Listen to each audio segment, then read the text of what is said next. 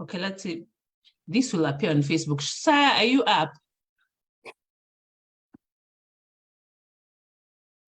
Okay, let's give Saya 1 minute. Okay. Yes, I'm up. Yes, I'm up.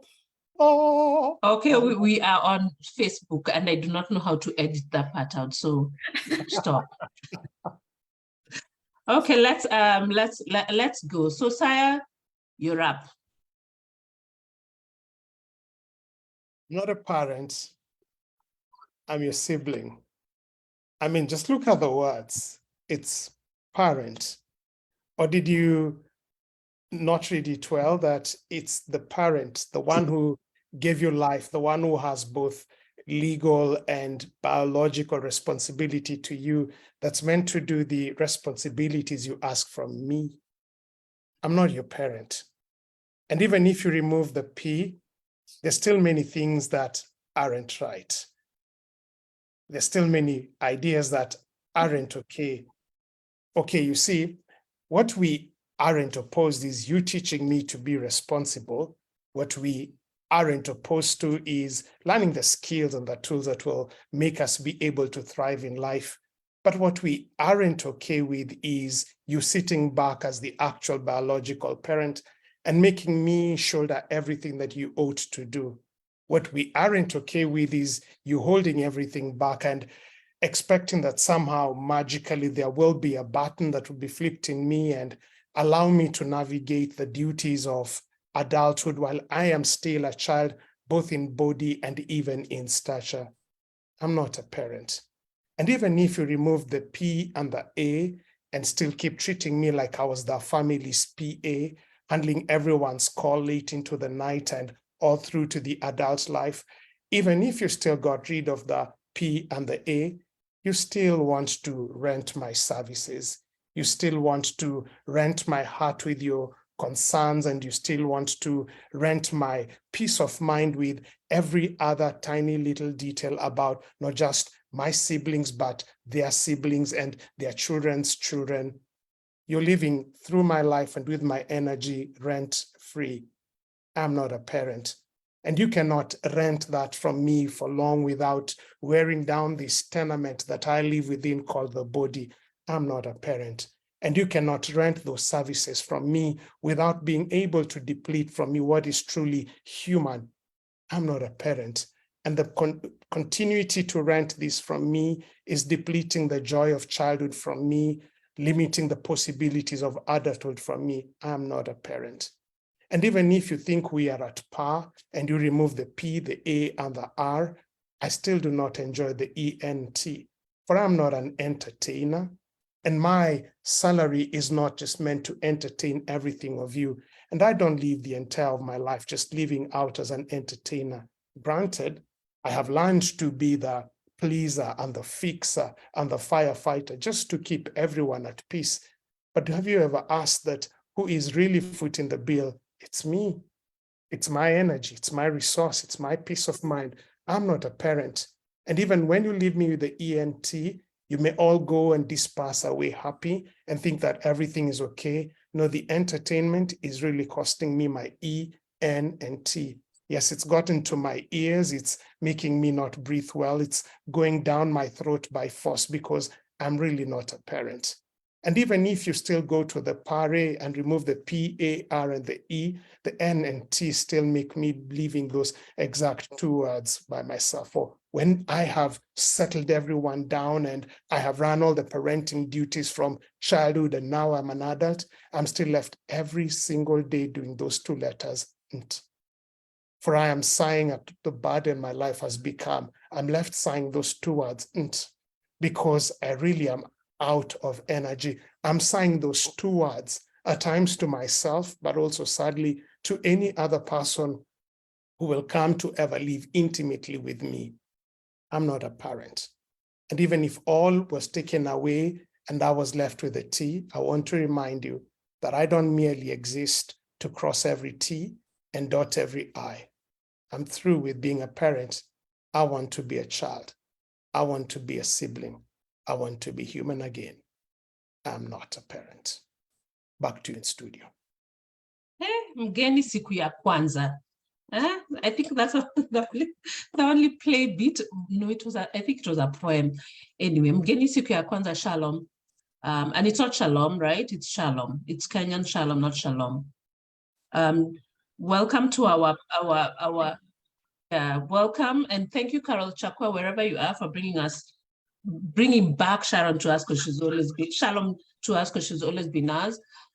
Please introduce yourself to us, and I will task you with the definition part. So, what is parentification?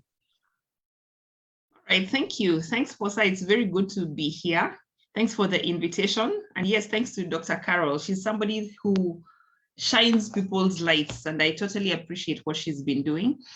And parentification is really abuse, like invisible abuse of children by their parents, whether intentionally or not, by giving them a role that they really should not be following, a role that they shouldn't be playing. Parentification happens when a child has to play the role of a parent for whatever circumstances, and they're just not able to. It's not appropriate for them. It's not at the right time. They really need, as Saya has said, they're not the parent, right? It's not their duty. It's not their responsibility. Unfortunately, one of the things that happens is that children sometimes end up being so good at it. They're praised for it. They live for that praise and affirmation, that slowly by slowly it becomes their identity. That, I think, is the saddest part about this parentification thing, is that it's possible for somebody to undergo this abuse without knowing and without realizing that it's happening. And we end up seeing the results much later in life. When you're aware of it, you can see a child who's parentified. You can actually recognize it even when they are young. But when you're not, and when you yourself are a parentified child, you may end up walking around very proud of the things that you achieve and how you help people. You might end up wearing that as a badge of honor. I'm this responsible person. I'm the most, in fact, people like saying, I'm the most responsible person in our family.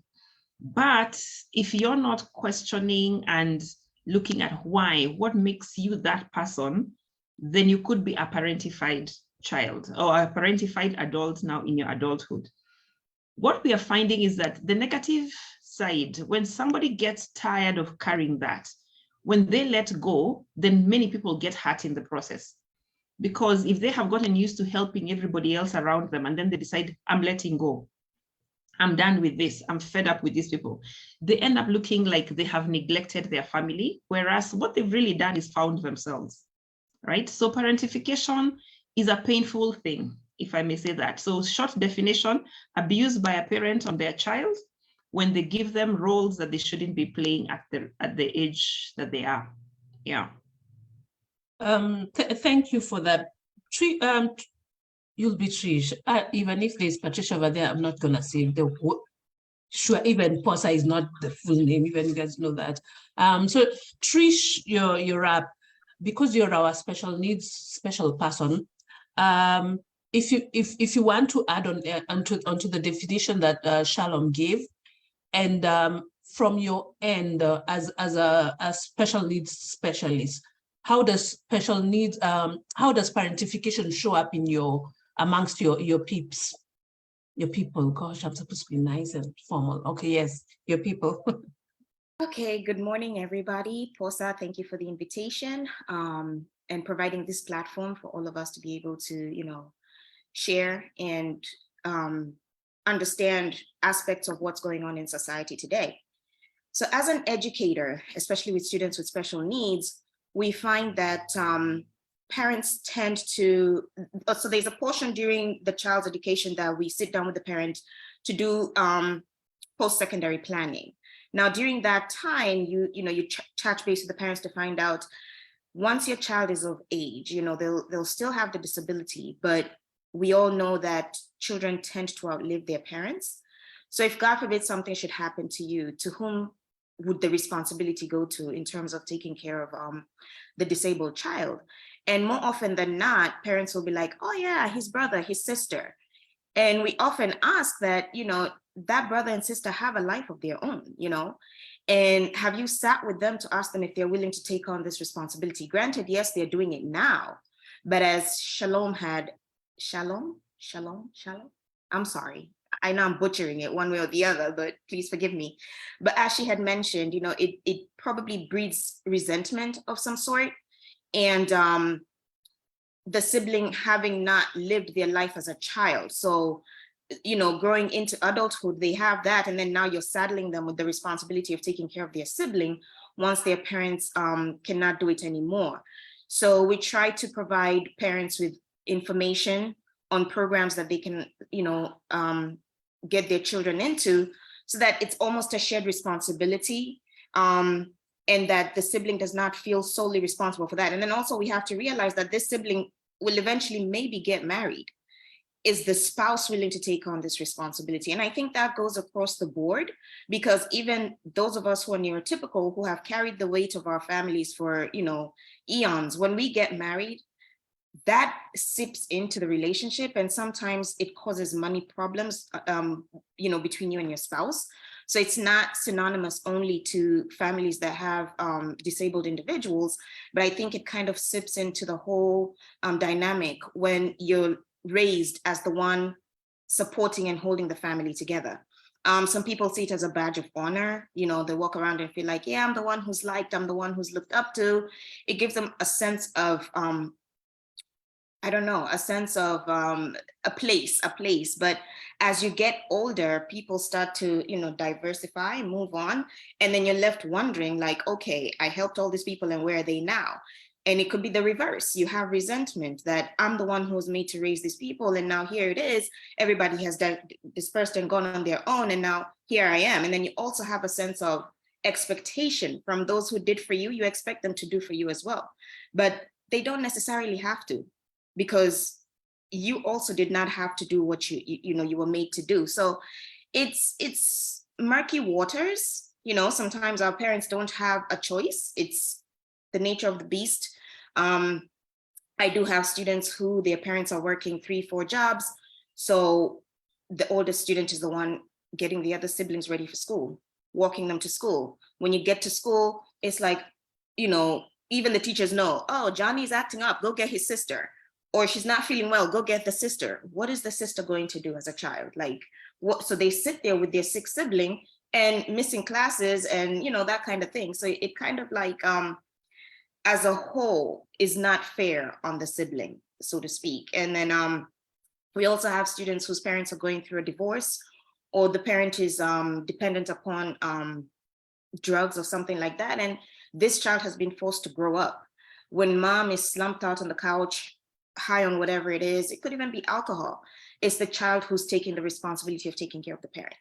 And that in of itself is detrimental to the child's psychological well-being and the ability to grow up into a wholesome human being. So from my perspective, that's how it comes in, because we see it within the school. It affects the child's progress in school. It affects their ability to perform at their best, at their optimal. And later on in life, we see it when, you know, they move on to other things and they touch base with you, you know, and they're like, you know, I'm struggling with this, I'm struggling with that. And a lot of times they have to seek the help of a psychologist, you know, in order to, you know, venture out of that closed box that they're in. So, yeah. Thank you.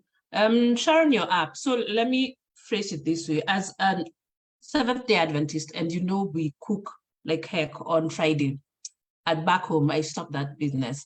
And because once you reach a certain age, it's no longer your mother or your father cooking, and you have to cook like 35 chapatis on Friday. And that has affected my chapati cooking ability. If I make more than 6, people here would even rejoice. Framing it that way, how does parentification affect our food choices, our eating, and how we relate?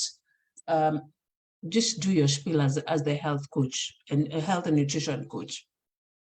Okay, thanks, Portha. Hi, everyone.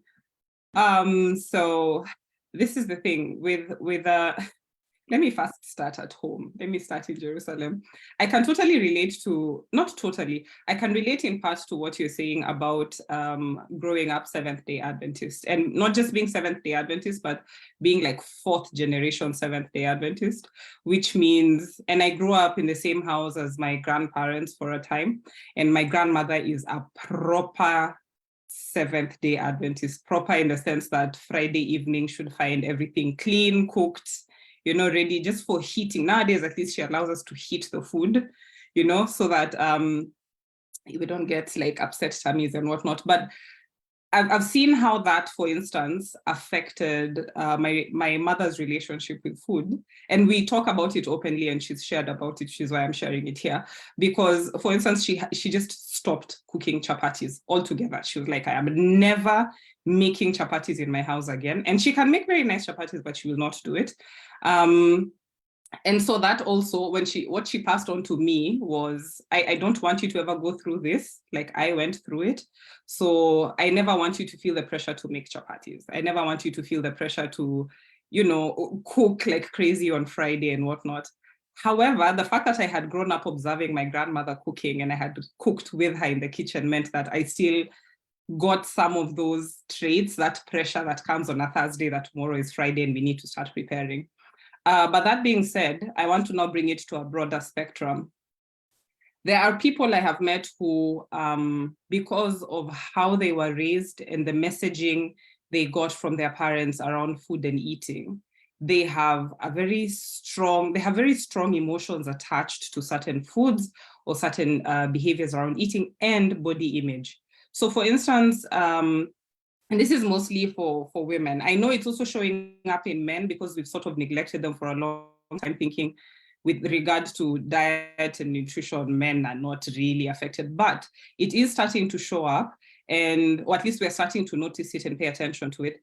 But I have seen that if I hear a client talk about very restrictive behavior around eating and cooking, or a very strict routine around the same, eating, cooking, or well, let me think of a line. You know, the one I think every Kenyan knows, finish your food. How dare you not finish your food because they are starving children in Turkana.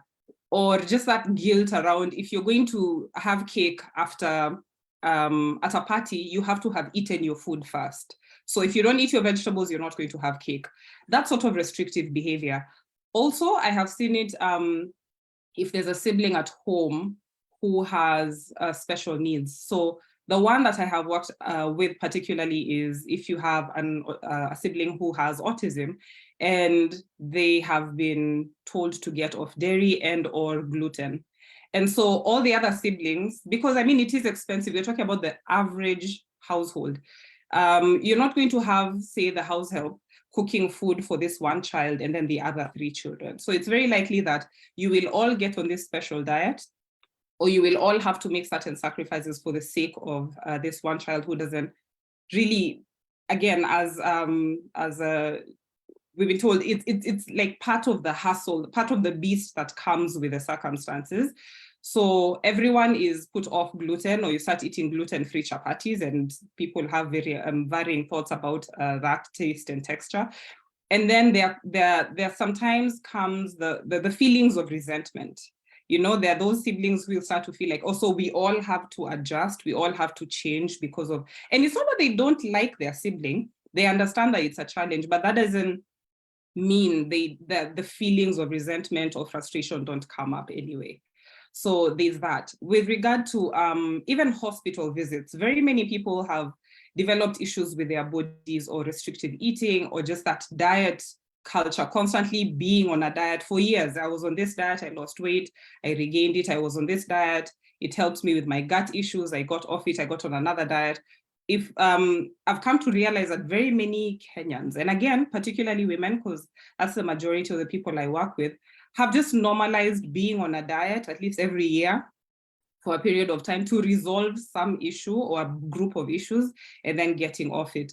Why? Because this idea is sometimes perpetuated by healthcare providers. You go see your doctor and they tell you, hey, try the keto diet, it's working right now. I think we are still in the phase where intermittent fasting is still hot. So we have people who, they go to hospital or they go to a health facility to get help or something, and then the idea of dieting is perpetuated.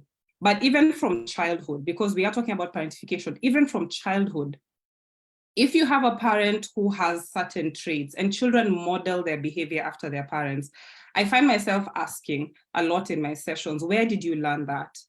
Where did your aversion for cabbage come from? Most Kenyans, it's, you know, boarding school.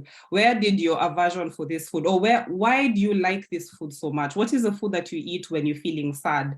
They will usually go back to a childhood memory. You know, it was my grandma who used to make this for me when I was sick because I was a sickly child. Or it was, my mom used to say that this kind of food makes you fat. So I just in my mind figured that if I stopped eating this in high school, I would stop gaining the weight I was gaining, etc. So essentially what I'm saying is any restrictive behavior, you know, kids don't know how to regulate their emotions. I think we set such unrealistic expectations on them.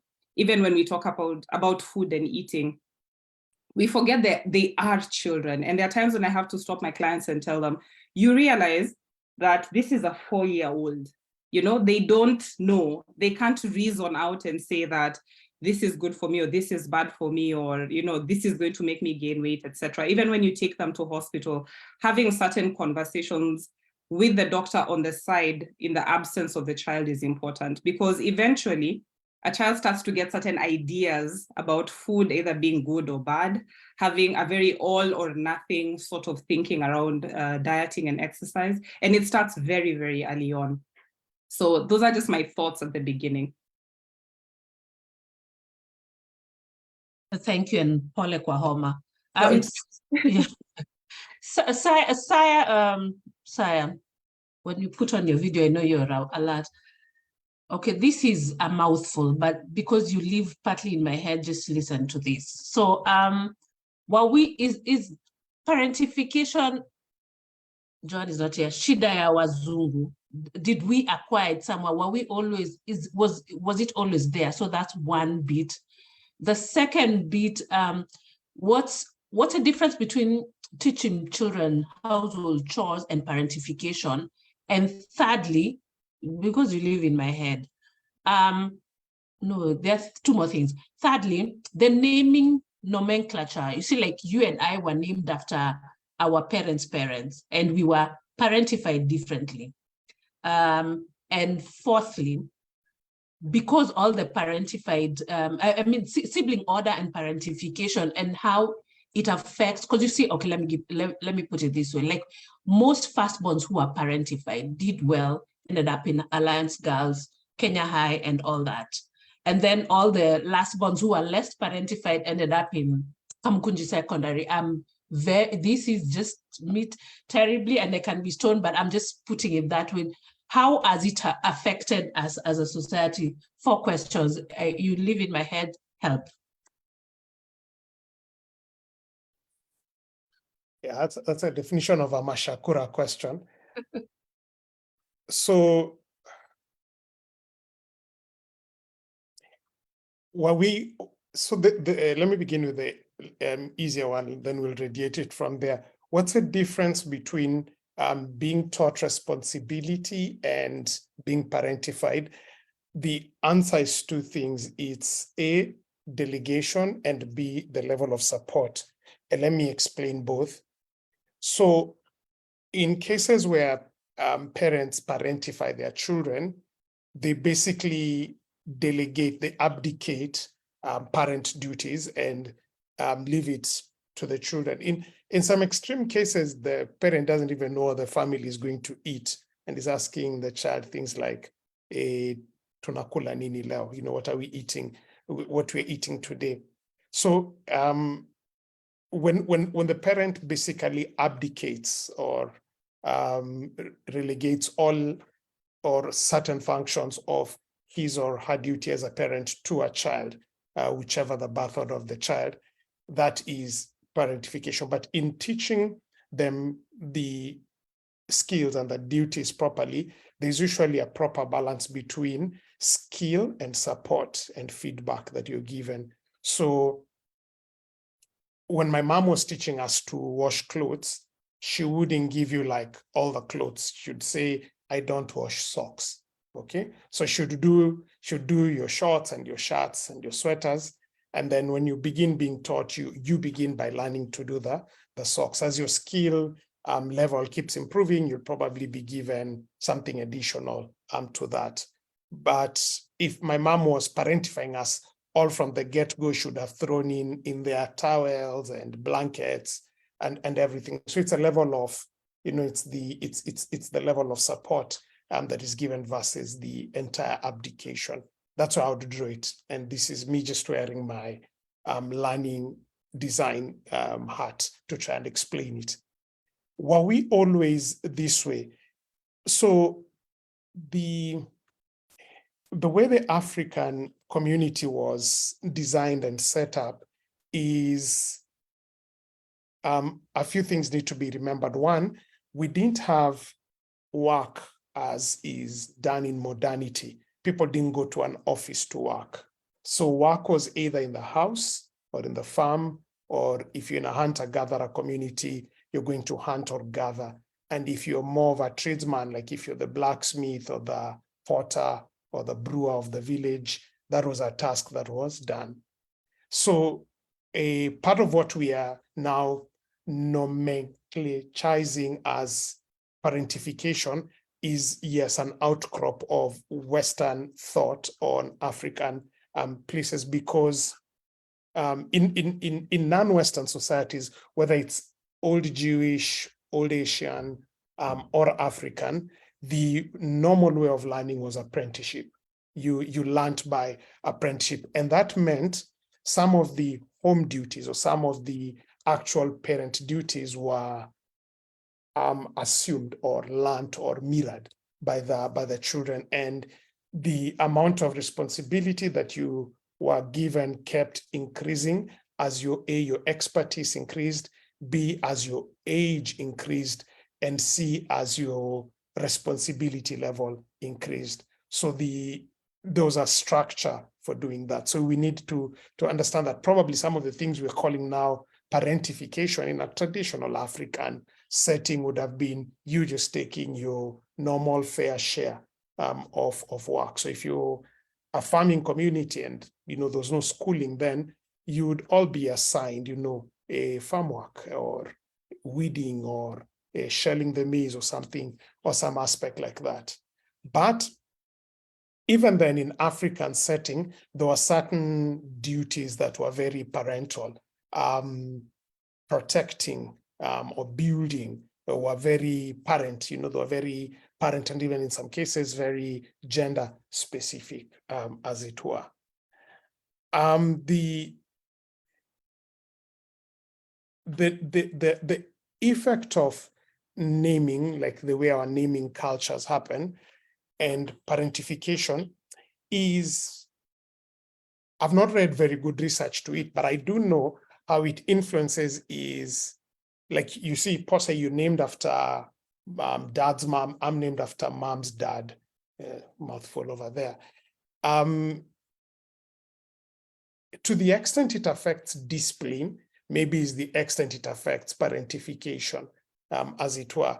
And that has little to do with the name or the naming, but has really a lot more to do with A, your personality, and B, the parent who's given you the name. So I know of people who are named after a parent's sister or a parent's brother, and because of the bond the parent had with that brother or sister, this child basically becomes spoiled because of the whole incarnation. Like a lot of people begin either because they really want to, or because they really want to believe, they begin seeing attributes of that revered parent or sibling who has been named in this child.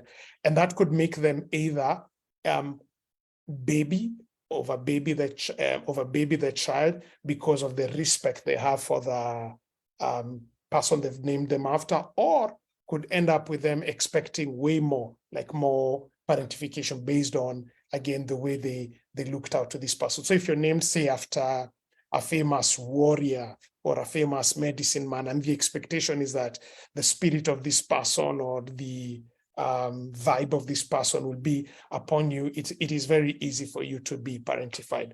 But the dynamic there may not be really necessarily immediately attached to the fact that you're named to this person, but has more to do with the parenting skills of the parent and that level of reverence they had to this. Then finally, yes, birth order. It's more likely that lastborn will be less parentified than, say, the older siblings. And the reason being, in the African setting, there was a lot of belief that the eldest children, especially depends on the society, whether it's patriarchal or matriarchal, there'll be the nature of parentification will be different. So in patriarchal societies where women were being raised to fulfill certain roles, like in Luyaland, they needed to know the parts of a chicken, they even know the name and number of it. And they were being raised basically to serve the men or serve the societies. And the measure of a woman or the measure of a mother was how well, in quotes, they had raised their children, which was measured by very adult markers, ability to prepare a chicken, ability to do certain household chores. The inclination to parentify, especially the adult ones, by whom a parent would be measured as a success or a failure, would then increase. And normally, because of expending a lot more energy in raising the elder ones well, so that they could A, set an example to the others, and B, that they could be held up as a trophy before the community that I have done well, the younger ones tended up to slip through the cracks.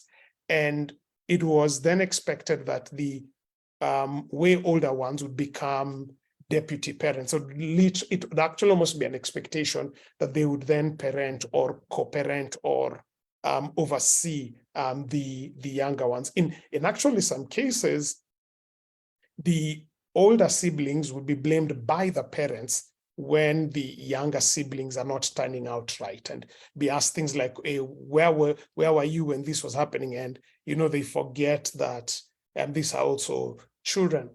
However, in some very interesting cases where birth orders are African mothers used to give birth for, their birth period was way longer because of getting married way younger. And in some cases, I know of multiple cases where the eldest daughter of the home would end up having her own children at a point where her own mother is also having children. So you end up wondering, like, is this my mother or my eldest sister?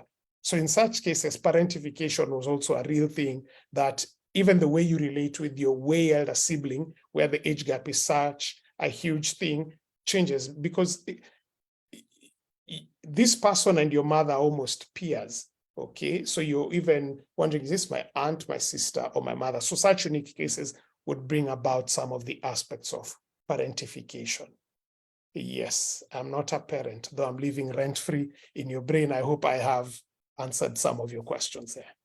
Okay, and just the last bit, because it's unique to I think African society, the school selection system and parentified, severely parentified children ending up in one school, and others who are less parented ending up in another school. Do you feel like it's a problem, or is it an issue, or I'm just seeing my own things? I think it's an outcome. I don't know if it is it's not always the case, because I really know I know of many families where the siblings end up in the younger siblings actually end up in better schools, perform better than the older ones, partly because the older ones had barely any time to study, and they were doing all the parental duties. But where I see it having a problem is then downstream, because the way the African setting is, the school you are in sets you up for certain ways of engaging life and to certain opportunities and within certain networks. So the younger less parentified siblings ending up in schools that do not set them up for success end up perpetuating the cycle of being parentified, because the expectation then will be that the older siblings who went to better schools and were set up better for success are inadvertently going to be expected to still keep shouldering some of the parental burden, like guidance and at times financial and discipline and counselor, right down the road, as it were. And in some cases where the younger siblings end up going to a better school because the burden of parentification on the older ones undercut their ability to get good education, it ends up putting a rift of either things like the older ones feeling, you got it better because I got it worse. And in some cases, the younger ones begin looking up to the older ones and saying like, hey, what did you do with your opportunities? So in those variety of computations, it can put pressure, it can create rift, or it could end up even perpetuating some negative aspects of parentification. So yes, there's a thing there. And the only thing I needed to state is it's not always that the parentified ones, older parentified ones, get to better schools and the lesser parentified ones go to worse schools. It actually could end up being on the reverse, and I've seen it playing out that way. Okay, thank you. I think, okay, the same series of questions, Shalom, Trish, and Sharon. Why are there two Shas? I saw you furiously writing notes. Do you have a reaction to this living rent-free in my head? The series of questions I just asked. We'll start with you, Shalom. Sorry for the mix-up today. My fault. Yeah, but not to worry. So I like the pointers that he has brought up. So I agree with a lot of what he's saying. And there was a time I was nodding furiously like this because I am a firstborn. And that birth order thing I know has been a very big issue. And a lot of the time in the therapy room, when we find people who are so frustrated by what has been going on with life, firstborns are normally a big chunk, a huge percentage of that person, because they're tired, they have carried a lot of baggage over time, they're fed up with their siblings, and it's even worse when there's gap, like there's a gap between the firstborn and the subsequent children, because then it's almost like by the time they're leaving university, they're meant to go to work to start supporting, so school fees is paid by them, and life is basically continued. And unfortunately for many of these people is that their life stops while they're taking care of their family, meaning the extended family. By life stopping, I mean if somebody is hoping to get married or hoping to move or hoping to pay for their own masters or leave the country, they can't, because the question that they always ask is who's going to take care of the children? Who's going to take care of your younger brothers? Now we see that, again, this could be related to what we are seeing culturally. We see that as this person then grows, and let's say they decide to move on and do their life, then somehow society has an expectation that when the younger sibling is going to school, then they're going to move in with them. So we have lots of young marriages having to take care of the younger sibling of whoever the spouse is. So you might find it's the wife who's the firstborn. So she's bringing her younger siblings into her new home to basically take them through school. It could be the husband who's the firstborn, and he's bringing his family into the space just to take care of them because that's the responsibility that's expected. We see that this starts from way back when. Remember, we are saying parentification is not something that happens in adulthood as much as in childhood. So you find that this is likely to be the child who was told when they won something, they got an award, they were told share with your siblings. When they grew vegetables at home, back to, yes, we were all working and doing certain tasks. When they succeeded and they finished their bit, they were told, do for your younger brother, do it for your younger sister, help them. So from the beginning, they start building that resentment again. And culture is perpetuating this a lot.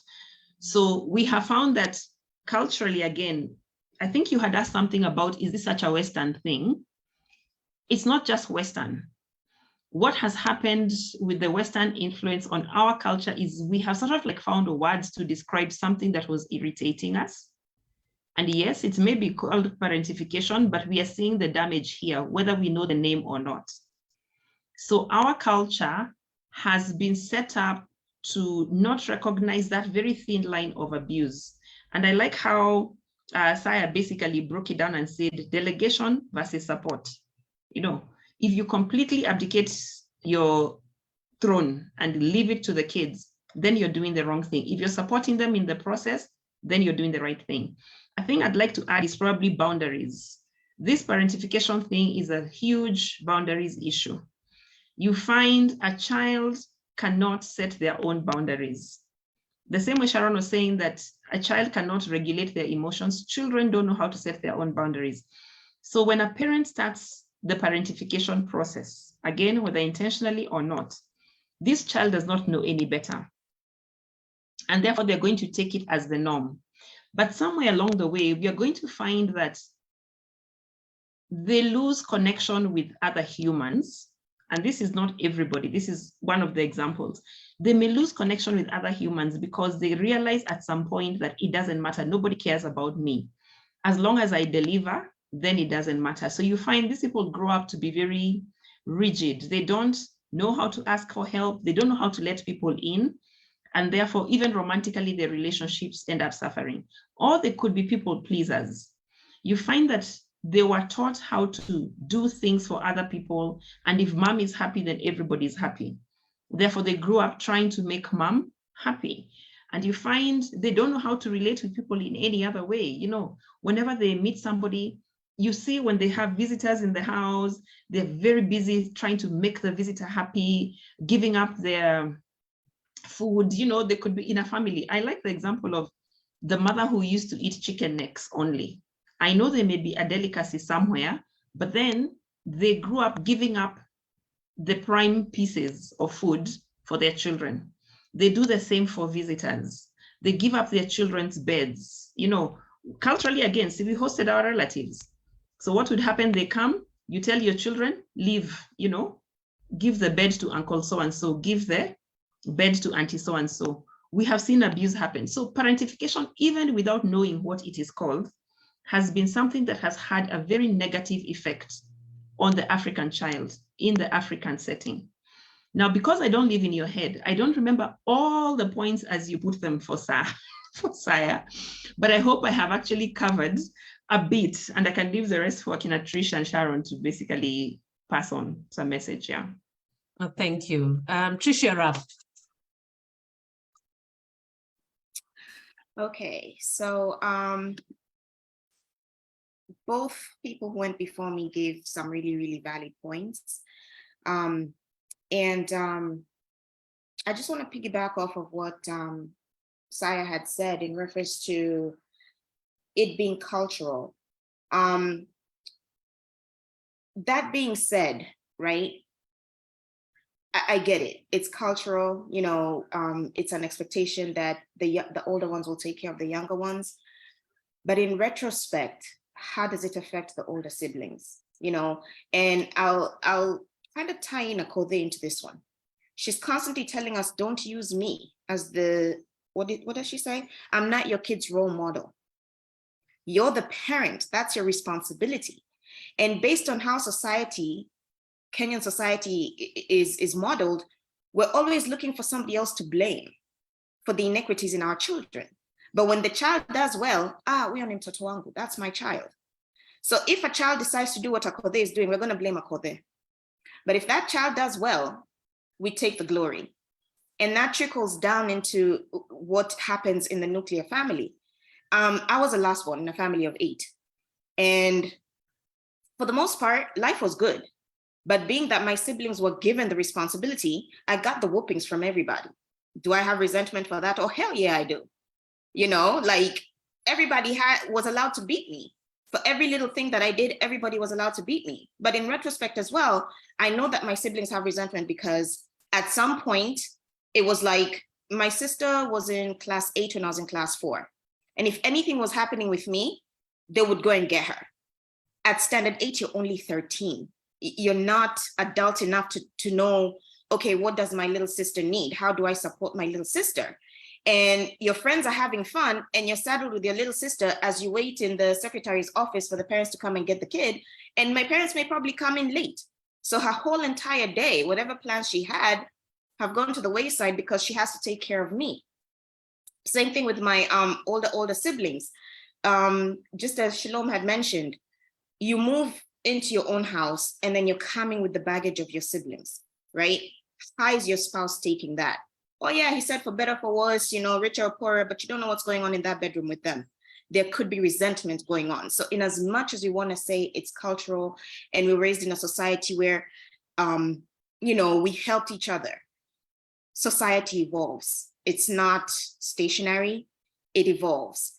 And we need to get caught up with that because as we continue to do this, we're just raising adults who are troubled, for lack of a better word. You know, adults who are seriously troubled, because if you look deeply into what Okothee is going through, she was the firstborn, right? She took care of her sister, she took care of her other siblings, she's taking care of her parents, and then society is telling her, yeah, now you're responsible for making sure that my kids are okay. Like, how so? You know, how so? Where's the parent? Where's the parent in all this, right? And as an educator, that is what I always keep coming back to. Where is the parent in all this? If I'm to have a conversation about a student, I do not want to speak to the sibling. I really do not, because that sibling is a person in of themselves. They have responsibilities of their own. They're gonna grow up to be their own person. They did not bring this child into the world. So that should not be their responsibility. So that's how I look at it, you know, burdening a child with a responsibility that's not theirs. And to be quite honest, people's brains close up at the age of 30. That's when you're old enough to really sit down and make a solid decision. So why is a 12-year-old, 10-year-old, 13-year-old, or even a 20-year-old taking this responsibility? I remember going to school. The firstborn is supposed to make sure that everybody gets to school safely. You see how people drive, right? It's crazy. And this is stress that a child is carrying to make sure that my siblings get to school safely. It's stress. And we all know that what stress does to a person, right? You could carry it well. You could enjoy the praise of, yeah, she's so responsible. She gets her siblings ready for school. She gets them to school on time and whatnot. But what is that really doing to that person on the inside? You know, we never sit down to discuss that. We never sit down to understand, you know, the psychology behind all that. So in as much as, you know, we revere it to be like, you know, as a society, this is what we do. We share responsibilities and whatnot, but the responsibilities have to be shared in a, I don't know how to put it, but it should be thought through. A parent cannot just, you know, abdicate their responsibilities and expect that, you know, at the end of the day, they get the praise if the child was okay. And if not, you're telling the older sibling, it's because you used to do this that your small sister is doing this. You know, it's just, I don't know. I think it's very convoluted. It's a very messed up thought process, for lack of a better word. Okay. Sharon, you're not chopped liver, because a thought has crossed my mind, and before it leaves my mind, let me ask my twin head. Said that, you know, the whole firstborn is responsible for the younger siblings. Could you touch on that and the issue we are seeing as at least in the States, we are seeing that issue that parents have abdicated their role, especially Kenyan parents. I'm noticing it with the white teachers are frustrated because when they ask for a parent, the sibling shows up. Just touch on that subject a bit. And I don't know, Trish, if you're seeing it on your end too. Okay, so we start with the real teacher on the ground, and then Saya, the old teacher on the ground. So Trish, just mention, and then we'll go to Saya. So the way the American society is set up, parents are working multiple jobs. So essentially, you know, theoretically speaking, it's understandable that you would send the sibling, or you would send, you know, you wouldn't be able to make it. You would send the sibling. But I honestly think that schools are also trying, because like for us, the parent-teacher conferences, we try to make sure that there's one at night, one during the day, so that if a parent cannot make the daytime one, they can come for the evening one. But you still find that, you know, and I hate to say this, but it's us Africans, man. It's us Africans. We're sending the older sibling, you know, we're sending the older sibling. And you could very well tell the teacher, listen, can I do it by phone? That is very possible. You could call in and you get the gist of what's going on in school, but we're delegating. And then you see a tired child coming to school. The child is so tired because in the morning they had to prepare their siblings for school, they had to prepare themselves for school, and then they had to get to school. Then during the school day, they're the ones responsible for the well-being of their sibling, you know, like checking in on them. And it's a lot. I just think it's a lot, and it shouldn't be a responsibility given to a child. Maybe if the child forgets, then the parent loses their mind and be like, Mili Kutuma, where were you? You were supposed to be. They were not supposed. The word supposed is on you, not the child. And I think we need to take back the fact that we're the parents. These kids did not ask to be here. Kids did not make an application and say, hey, yo, I want to come down there. It was out of our own enjoyment that these children came. So we cannot be comfortable in saying that. And if you put in the effort to be there, put in the effort to do what you need to do to support your child, it's commendable. But at the end of the day, to have wholesome human beings in future, you know, we have to do our part. We have to do our part as a parent. If you know that it's not time, hold off for a bit until you're in that place where you're capable of, you know, having that time for your child. I'm guilty of it sometimes. I'm a single parent, and JR has had to learn to get himself ready for school and get to school on time. But be rest assured, if I get a phone call from school, I'll have to tell the job, listen, I gotta go. I gotta go. I can't tell him, hey, you know what, check your temperature and make sure it's, I don't know. I just don't know. It's a tricky one. It's very dicey based on how society is set up. But you have to find a middle ground where you are the parent. You know, you have to be the parent. You can't delegate to a child. And then when the child gets older and they're distancing themselves from you, they don't want to have anything to do with you. Now you're wondering, what did I do? You're okay. You've made it in life. You're responsible. But what did that process do to that person? Okay, teacher, pastor. Whichever title you want to throw in there. Yes.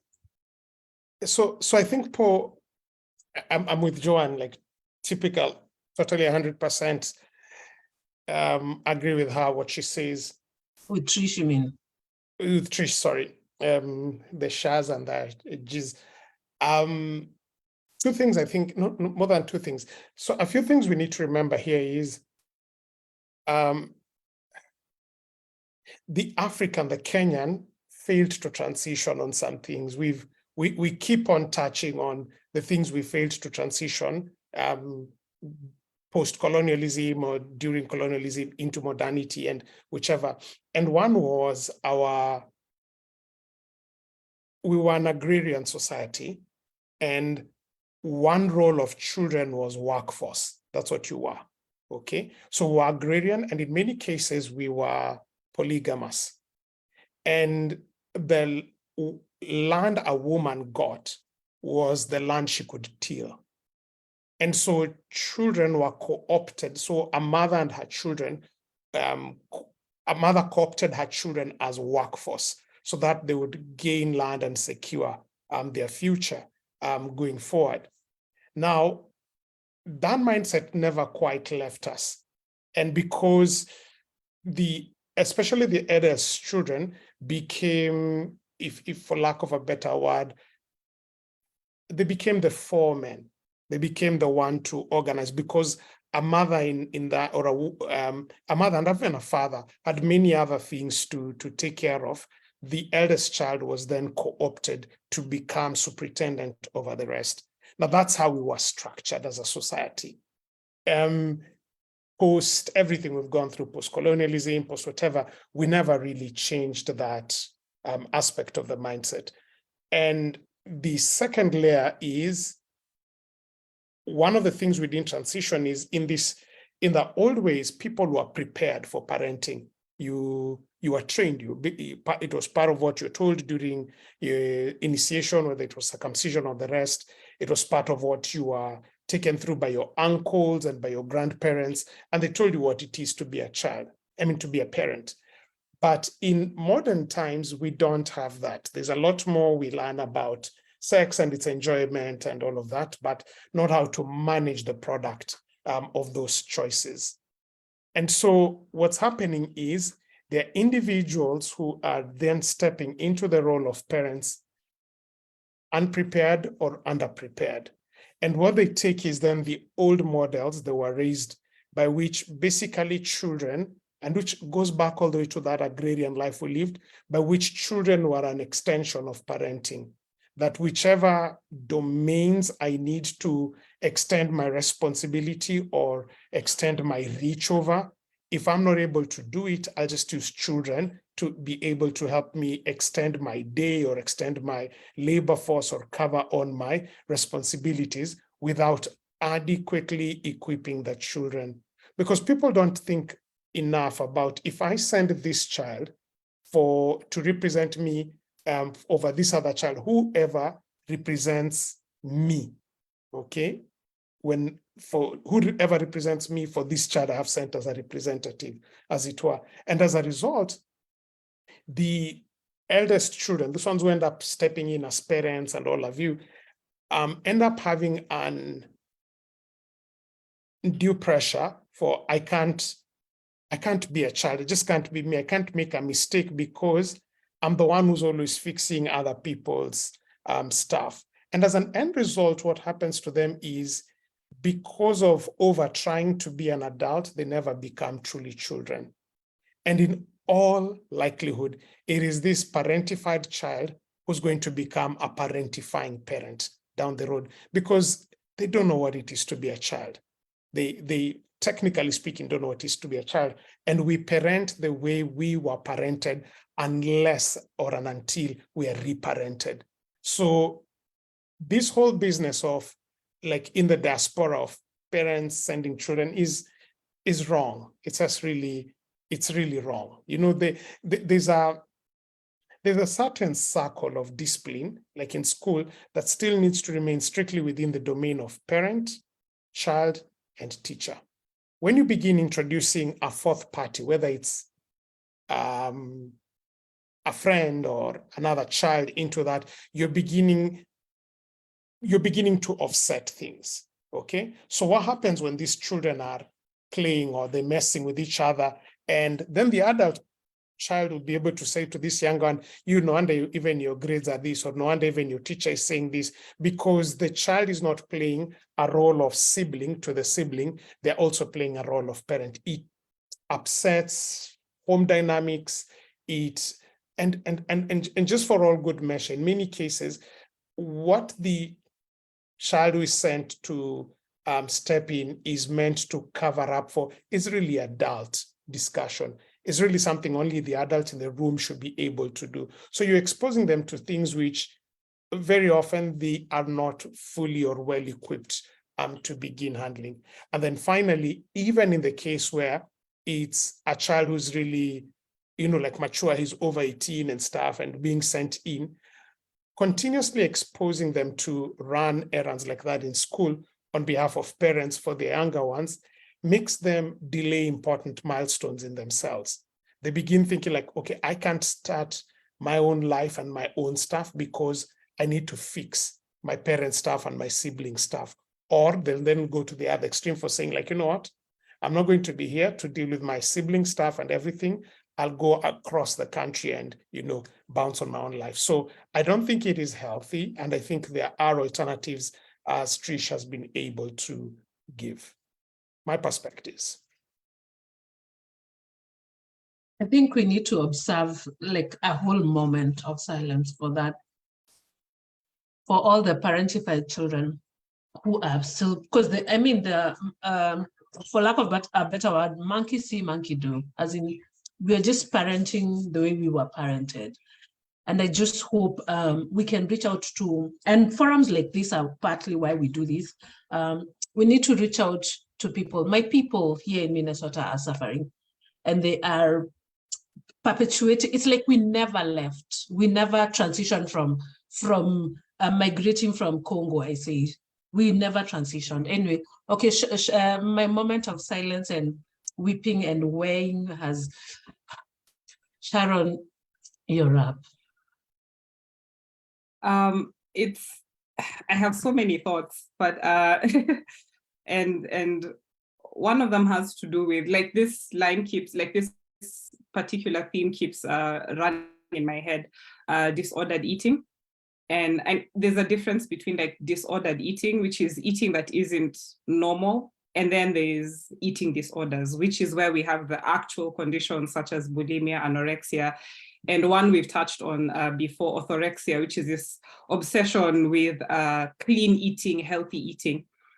And one of the ways in which I see it showing, like disordered eating showing, like this, either the obsessively thinking about food and calories and how our bodies look and what we think of as the perfect body, is really behavior that we have picked, you know, from elsewhere. And in a nutshell, it's going to sound a little repetitive because it's what all of you have been saying. It's essentially, if I grew up in a household where I had a parent, especially the primary caregiver, constantly talking about body, size, shape, looks, and sometimes we do it at the dinner table, forgetting that kids are very intuitive and they pick on things. And then one day they say it, usually in the presence of visitors, you know, they blurt out things. It's because they're soaking up, children are such sponges, soaking up information and soaking up nuances and soaking up a lot of how we behave. And then eventually it will show, because after repeated exposure, this behavior will start to show itself. So if you have a parent who is constantly talking about food and eating and how someone should look, or you've gained so much weight, I'm a storyteller, so let me lean into that. I have had people share with me that they gained weight in high school and their parent took them to hospital, and part of the routine test was to check for pregnancy. So this is, you know, imagine a lady in high school. So she's gained weight, and then they're like, no, but let's check if she's pregnant. And you will literally have a client in their 30s, 40s breaking down and crying when they recall that happening to them at 14, 15, when all they knew about sex was what they were learning in class, in their biology class. You will also hear people talk about how they constantly had people talk about how they looked. So whether it was because they had a very small frame, and whenever they had family functions, people would point out, my goodness, why are you so small? Why are you doing this? Why are you doing that? And eventually these things, it ties into the idea of how we raise children in a sense of community, especially for us as Black people, how we invite people to have opinions about even our children's bodies. We invite people to, we even make our children hug relatives, and we don't ask them, because we think it's a very white idea to ask a child, a 4-year-old, do you want to hug your uncle or your aunt? And yet sometimes you miss those signals where something else, something very sinister is happening underneath the child's refusal to hug a certain relative. We are talking about the communal raising of children. And on top of that, the Africa, and I'm just using African here loosely because it's something I've heard from my Ugandan, Tanzanian, Nigerian associates. So I'm assuming Africa is represented here. But you also hear the general thought, especially for us as millennials, that children were not allowed to have opinions. So it was, my house, my rules is a very common statement I've had, and you will eat what is presented before you. So you have to eat what was given to you. And then one of the statements that Shalom actually shared this with me on Instagram earlier, and I sort of smiled and cried inwardly as I read it, because it was, when you hear someone telling a child, you're very mature for your age, or even as a teenager, if you ever heard that you're very mature for your age. And it's something I have seen making rounds on social media where people say that to children, and you realize we think that it is something that is very praiseworthy, and it really isn't, because that is a parentified child you're talking to. If they're not behaving in a way that is appropriate for their age, it is not a cause for celebration, it's a cause for concern, because as Saya has articulated so well, this child was not allowed to be a child or was forced into an adult role very early, and they absorbed it and they took it in, and this became their new normal. And then now we have other problems showing up in adulthood, such as people pleasing. Or when you ask an adult what they like, what they enjoy, they have no idea because they've never really known who they are apart from their parent or apart from their role as a parent. And even when you hear a mom say, you know, I'm a mother, I'm a this, when you ask someone to introduce themselves or tell me something about yourself, and they don't know who they are apart from a role. And I mean, we talk about boundaries, and psychologists are linking eating disorders and boundary issues constantly. If you didn't know how to say no, if you could not advocate for yourself, either because you didn't feel safe to do so. Again, going back to the jokes and the memes we keep laughing about, children born in a certain age, if you ever had a thought, an independent thought that was different from that of your parents, and you were smacked across the face, or you were yelled at, or it was your responsibility to care for other children, or to help care for your parent because your parent was going through a difficult time, then, you know, it all boils down to some of the same issues. And then I also want to touch lastly on the inner child, because there are times when it will quite literally manifest in an adult behaving like a child. Like even when you ask them certain questions that they should be able to know about themselves, or that you think an adult should have some clarity around. Again, just basic things such as what are some of your food preferences? What are some of the things that you like? What are your thoughts on this, that, and the other? And they're not able to articulate that because they've lived in the shadow of a role or in the shadow of a parent. So parentification basically shows itself that way.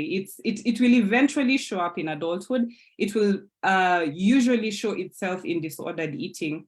It will usually show itself where people are, so for instance, with regard to the parentified child who felt that they had this heavy burden of caring and giving care. Sometimes what happens in adulthood is that they're just tired and they're done.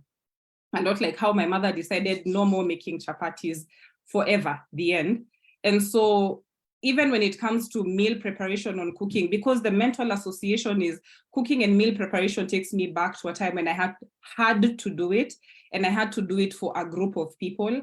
And sometimes even something as simple as preparing a meal for their child or for the family at a function is triggering for them because it takes them back to a time where they had to do it, they had no choice.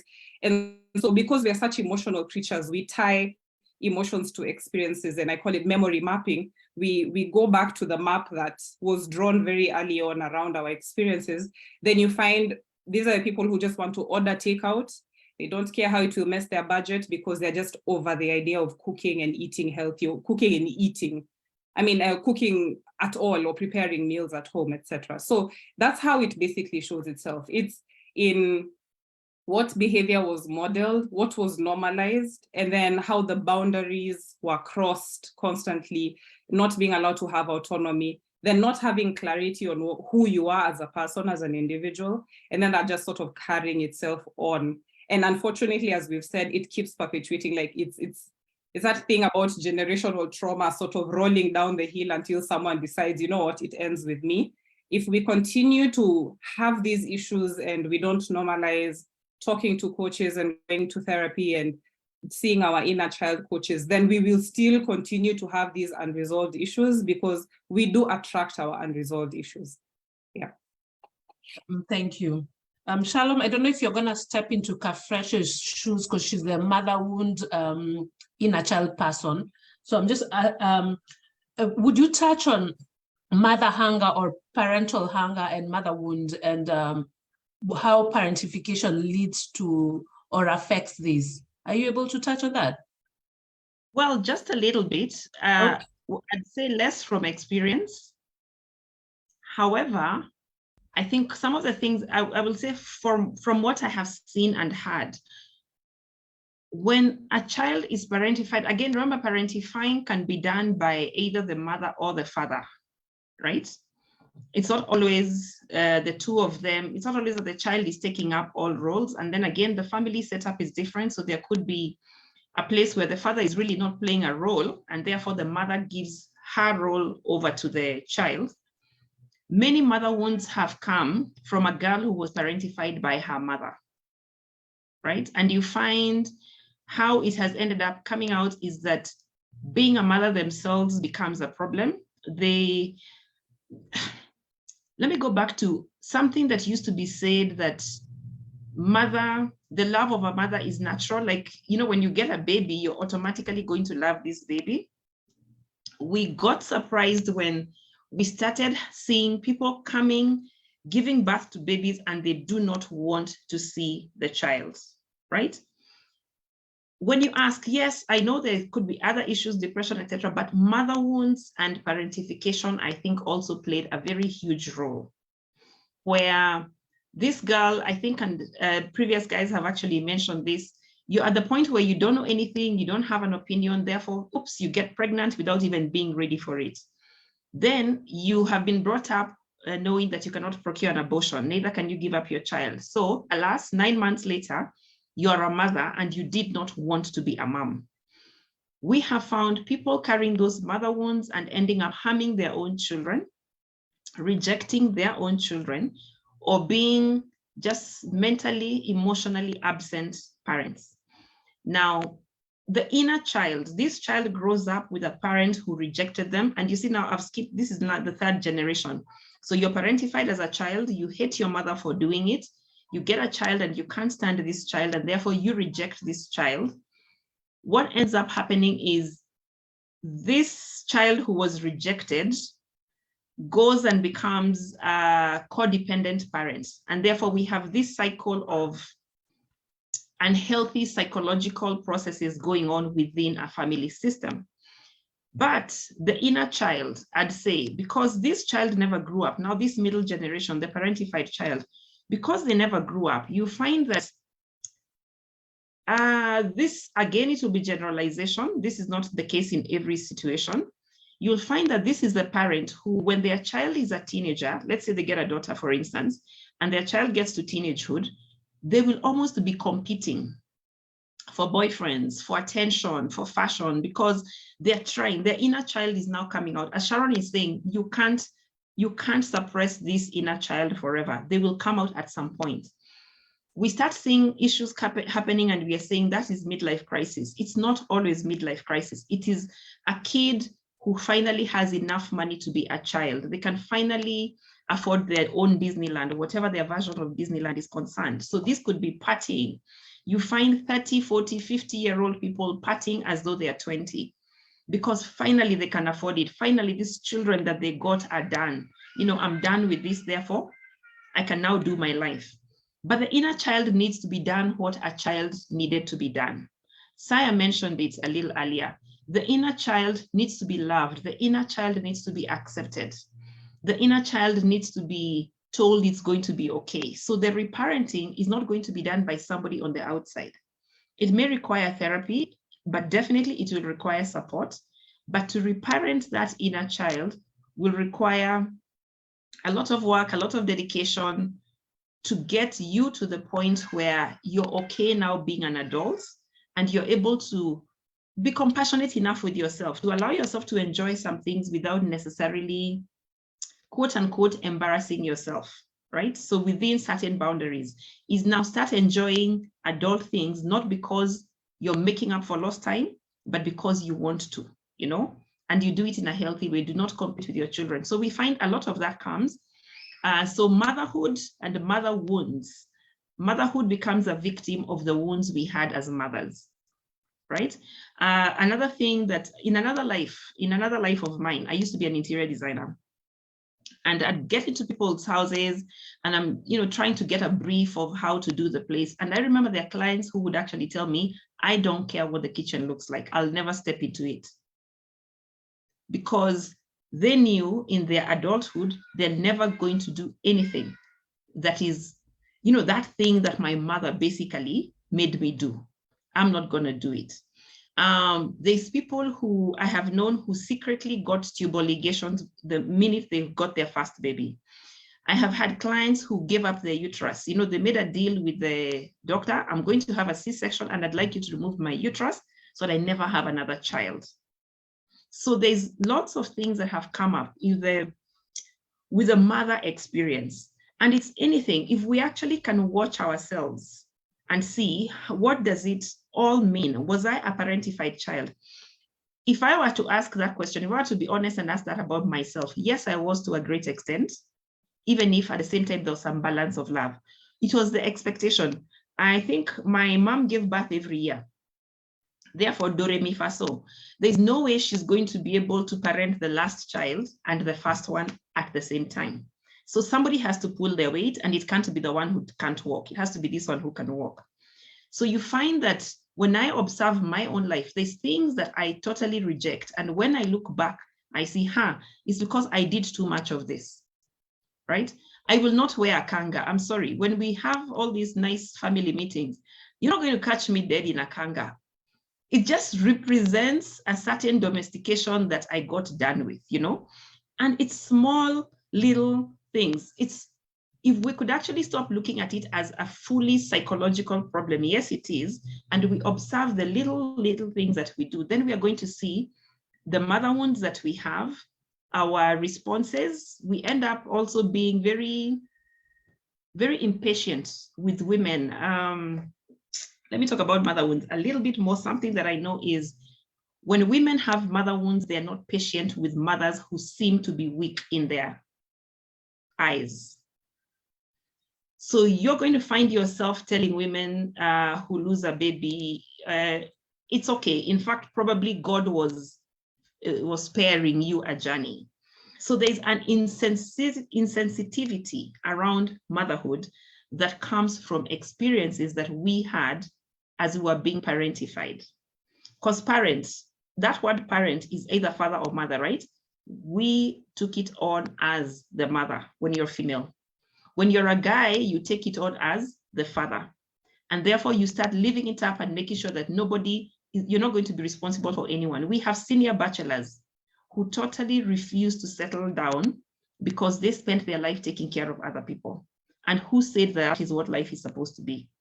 So yes, mother wound will come in both the male and female, but women show it out more by the mothers they themselves become or their reaction to motherhood.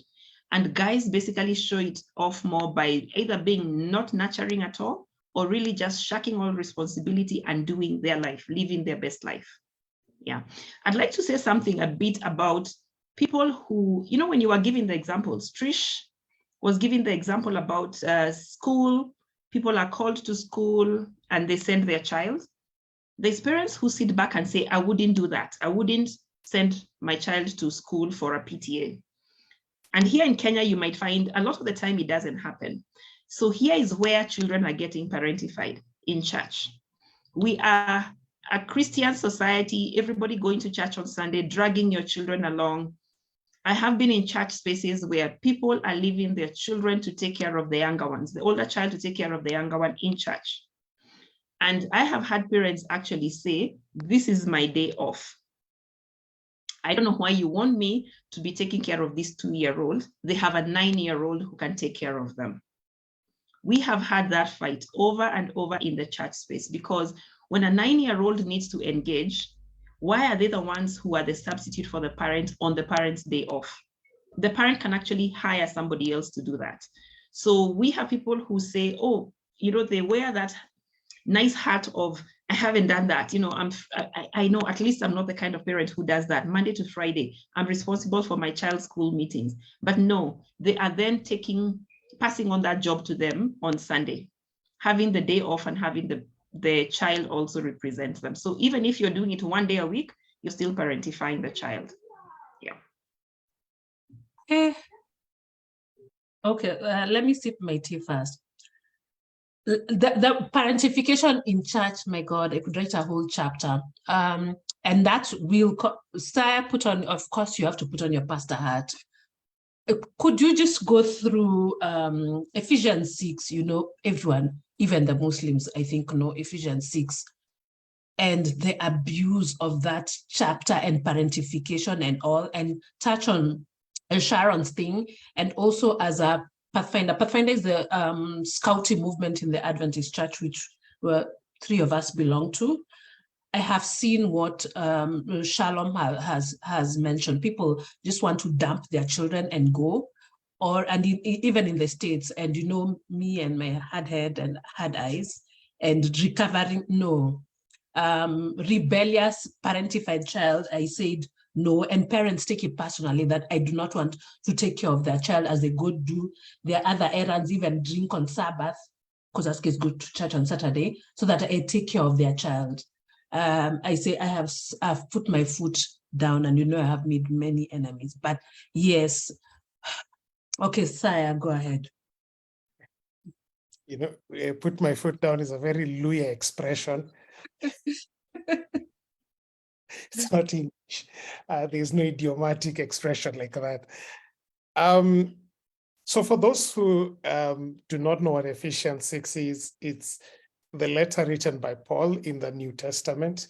And in Ephesians 6, he reminds the church in Ephesus. Ephesus is not a Jewish place. It's a Gentile place, non-Jewish, but had the growing Christian church was there.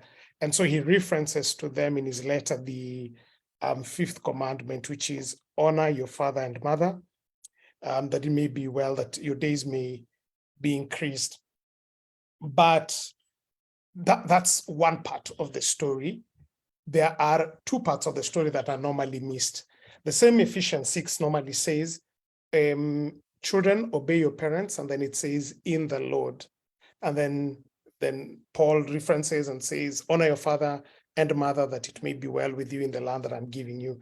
And then it continues to say, and you parents, do not provoke your children.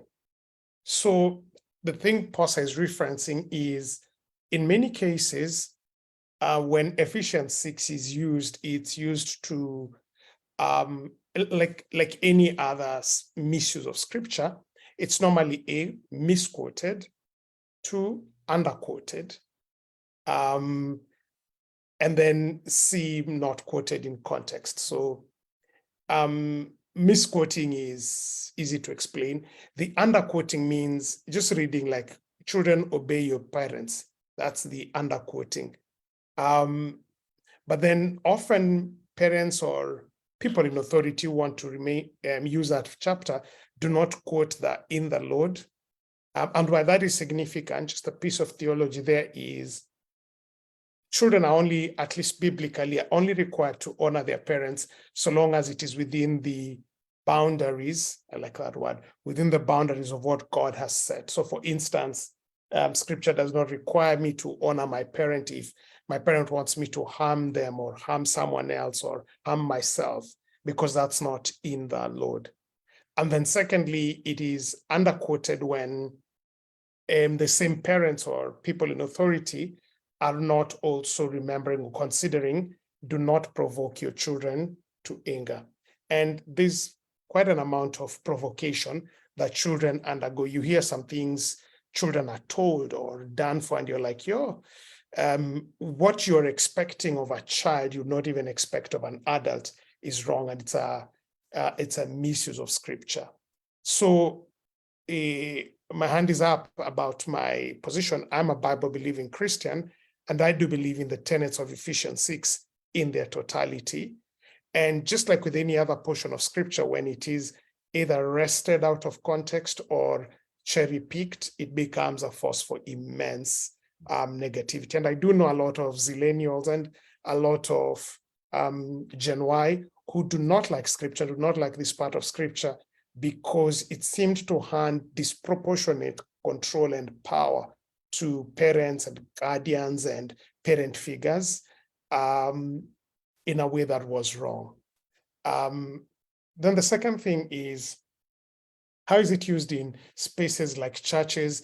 It's used by people who want to abuse power or abuse control without the necessary checks and balances, because then they can hold the either underquoted, misquoted, or off-quoted scripture before children to gain compliance, and it is wrong. One of the things I see as a form of parentification is, for instance, in a lot of churches, actually all, there's a lot of dependence on volunteers. And in many cases, a lot of them, the volunteers who come, are people who in years are but children. You know, they've either just finished high school and have quite an amount of time. And what we do is we funnel them into spaces where they can be able to serve. And I'm all for that, because service is one of the ways to discover your calling and gifting. But without much thought, and a lot of the places with demand in any church, Adventist or not, is children, because children tend to be more, they tend to be more demanding. So they tend to be just more in numbers and more demanding. You know, they're a handful, they are a lot of energy. And so what we end up doing is we take these mostly teenagers and very young people and funnel them. And in some cases, tell them to take full responsibility of children. And many parents, and they need to be reminded this, use churches as they overextend what church should be in their life. I served as a youth leader for a church with over 1,000 young people. And so I have enough stories of parents, you know, misusing. One example is people coming to church dressed in what is deemed as inappropriate, and parents asking you as the youth leader, why are the youth and not dressed appropriately? And I'm wondering, we don't run a boutique in church. We don't have a dressing room in church. The student come dressed this way from home. So by the time they show up here, this is a parental problem, it's not a youth leadership problem.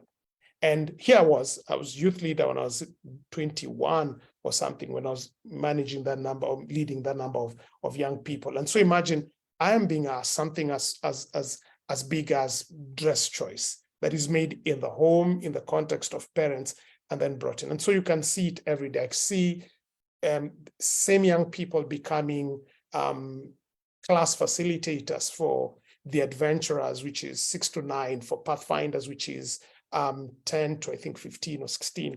And because parents then want to overextend church, what they do is they use church as a dumping ground. You bring your children there and you take off. You don't even, same behavior with school. They don't show up for the parents' meeting. They, instead of sitting through the classes, they live there. And so what's really happening is when you look at the age difference between the people being taught and the people doing the teaching, it's barely double digits. And parents need to be there, even for the own good of their own children. And this is a form of parentification that I agree happens. And to enforce such things, these parent figures will then turn to misuse Ephesians 6 and you know, other passages of scripture, like whatever your hand finds to do, do it with all of your might. And even when these kids have done the best they could, parents still need to be told, like, hey, bringing your kids and dumping them into a children's program and taking off only to recollect them later is not appropriate. You need to be a bit more involved in everything that they are involved in. The net result is this: scripture is a beautiful thing. Scripture is a network of the Christian scripture is a network of principles that help us navigate life. But just like it is with any other principles, when they are abused or cherry-picked, they do not have the desired impact. The end result is this abuse of scripture has created meta-modernists and zillennials who have a total either disregard or a total phobia for scripture, because they see it the same way they see science or the same way they see empire. That what it is simply doing is people, in this case, parents or church leaders, using the power or the authority of scripture to exercise some form of control, and it becomes revolting. So unlike the home situation where parentification just causes siblings who may be dissatisfied with each other, or siblings who may hate their parents, when parentification happens as a result of misuse of scripture within church settings, the end result is people who end up having a resentment towards God, towards scripture, and towards the institutions that scripture represents. And what that produces down the road is a subversion of culture, because if your culture was initially informed by scripture and scripture principles, when people begin resenting it, the end result is they will either move to another locus of power and influence. So why am I bringing this final point? It's to remind us that, hey, this parentification at home may be seen as a domestic issue, but when you eventually think about it within settings like church or in government offices or in schools, it ends up tearing or stretching or straining the fabric of society in ways we have probably not thought of before. Okay, Shalom, I just want you to recap, because I want us 10:33.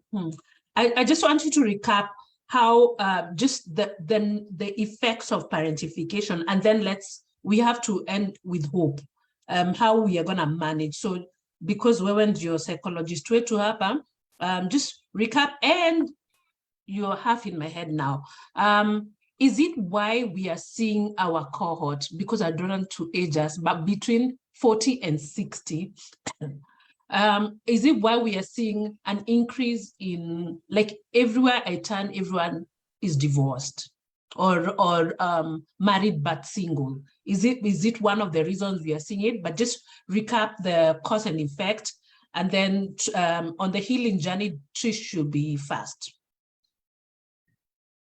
I know. Yeah, I've seen the head tilt. Parentification. Okay, go ahead, Shalom. Wow.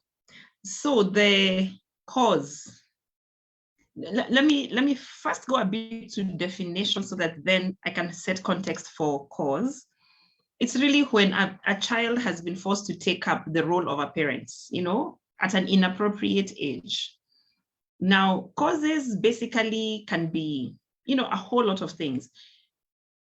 One of the groups of children who get parentified are gifted children.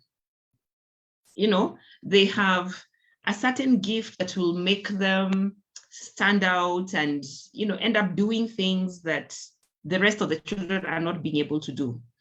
So when they are clever, I think earlier we were joking about the choppies in families. When they're the clever ones, they're going to be given certain privileges, and therefore, along with the privileges come responsibilities. So that could be one of the causes.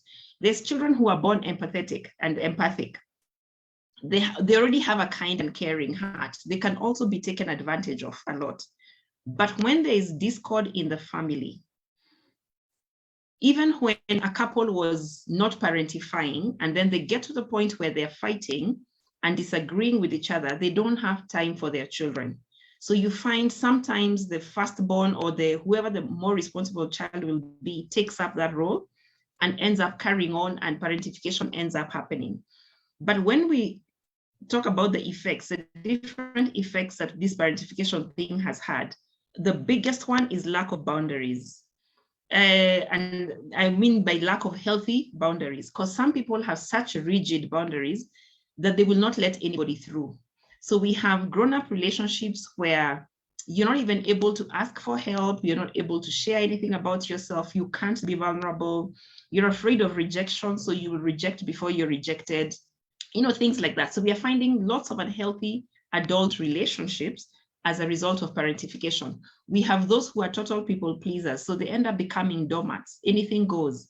They have no opinion of their own, They go to a restaurant to eat and they're asked, what would you like? And they say anything, whatever you're having, that kind of thing. And they think there's a false humility, but it's because they really genuinely have no idea what they're gonna eat or what it means for them to actually have a choice in the matter. So decision making ends up being a skill that is not being learned as people grow, because again, a parentified child does not know what to do. They are told what to do. They're being caught in this situation where I have no idea. So what did mom say? What did dad say? They said, make sure your small brother has done this and this. So they just know what to do. They're more obedient than they are critical thinkers, right? So we are finding another effect is poor performance at work. This is the kind of person who, unless the boss can be apparent, they will perform poorly. That's a people pleaser, or they end up being the kind of leader who just takes it out and lords it over everybody else. Because the same way they were treating their siblings as a parent, they go and carry that same behavior in the workplace. So there's conflict. Basically, a parentified child has very conflicting relationships or abusive ones where they are the victim of abuse. When it comes to marriages, what you're saying, is that why we are seeing this? I'll link that to the question that you asked about parentification being a Western ideology. What has happened is that now we are in this global space where everybody is getting exposure and understanding that they actually do have a say. So the world, the internet, all of these conversations we are having have given us permission to actually say no to an abuse, say no to a relationship that you stepped into that you probably did not want to step into. We are being able to walk out. And again, when we walk out, it is acceptable. I know there's still a lot of stigma surrounding divorce and separation, but it is a whole lot more. You're more likely to find that community, and therefore it's becoming much easier to leave the relationship. But at the same time, on the flip side, there are those who are so parentified that they cannot maintain the relationship. So they're also leaving the relationship.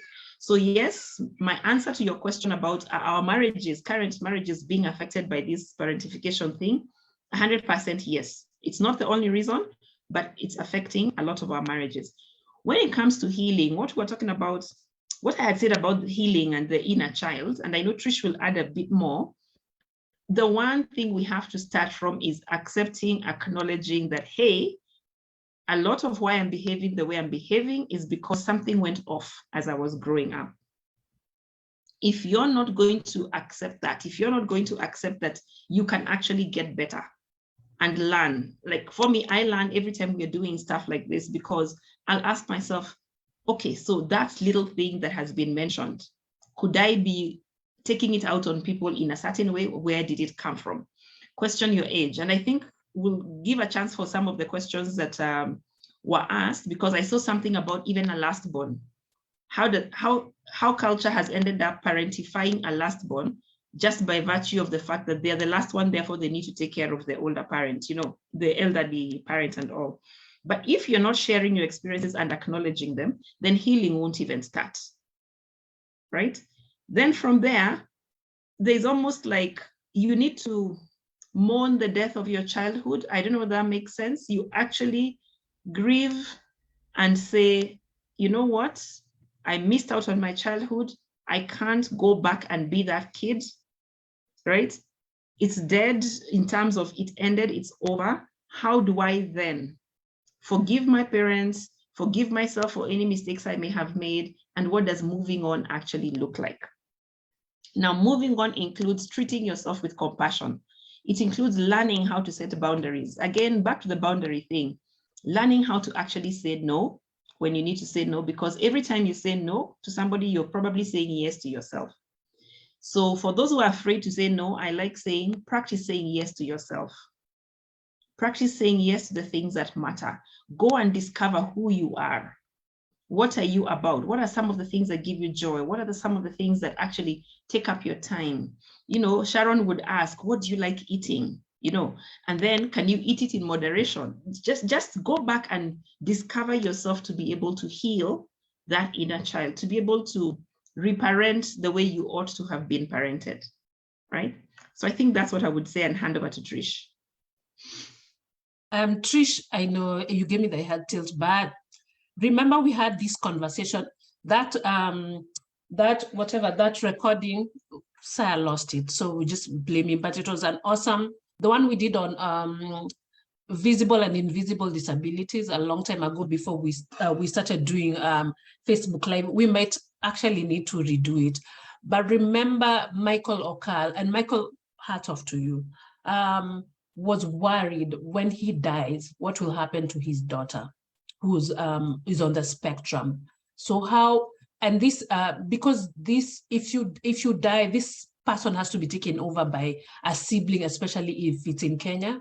In the West, at least here, they can be, horrible to say, but they can be institutionalized or live in a home that can take care of them. So that's, I want you to touch on that as you start the, and I think Shalom asked you something about the inner child and whatever spiel you have. Kizungu inaishanga.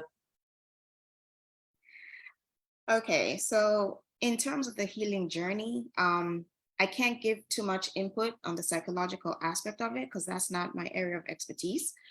But I can circle back to if you have a child with disabilities. In the US, they're privileged to have opportunities where, government assistance in terms of you could either have your child in a group home, you could have, and they've improved the quality of the institutions because a lot of light has been shed on how people with disabilities were treated in institutions in the past. So the work is being done to ensure that those places are safe and give people with disabilities dignity. So parents should not be afraid of that option.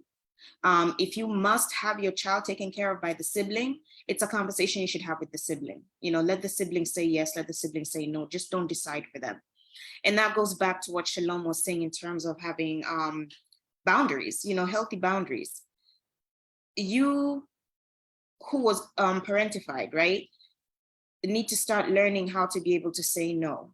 If something is beyond the scope of what you can handle, it is okay to say no. We need to start normalizing that. People tend to get caught up so much in people saying, oh yeah, that's the good one. That one does this, that one does that. But when you go home at night and sleep in your bed, that praise ended there.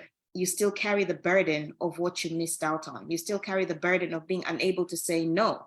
You still have that burden of the stress of, oh my God, you're going somewhere and you're sitting down waiting like, oh my God, I hope they don't ask for something to be done because I know I'm the one who's gonna, give in to doing it. So having those boundaries where you're able to say no, having those boundaries where you don't even have to explain the reason why you're saying no, and you should be okay with it because it's your time, it's your space.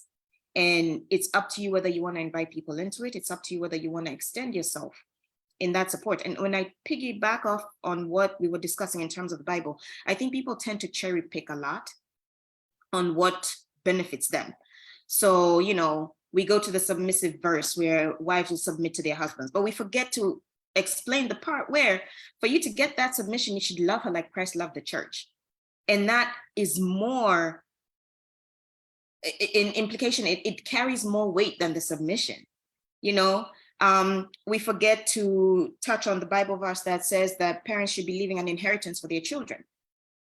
How many times do we hear people shouting that from the mountaintops as much as they shout out children must obey their parents, wives must submit?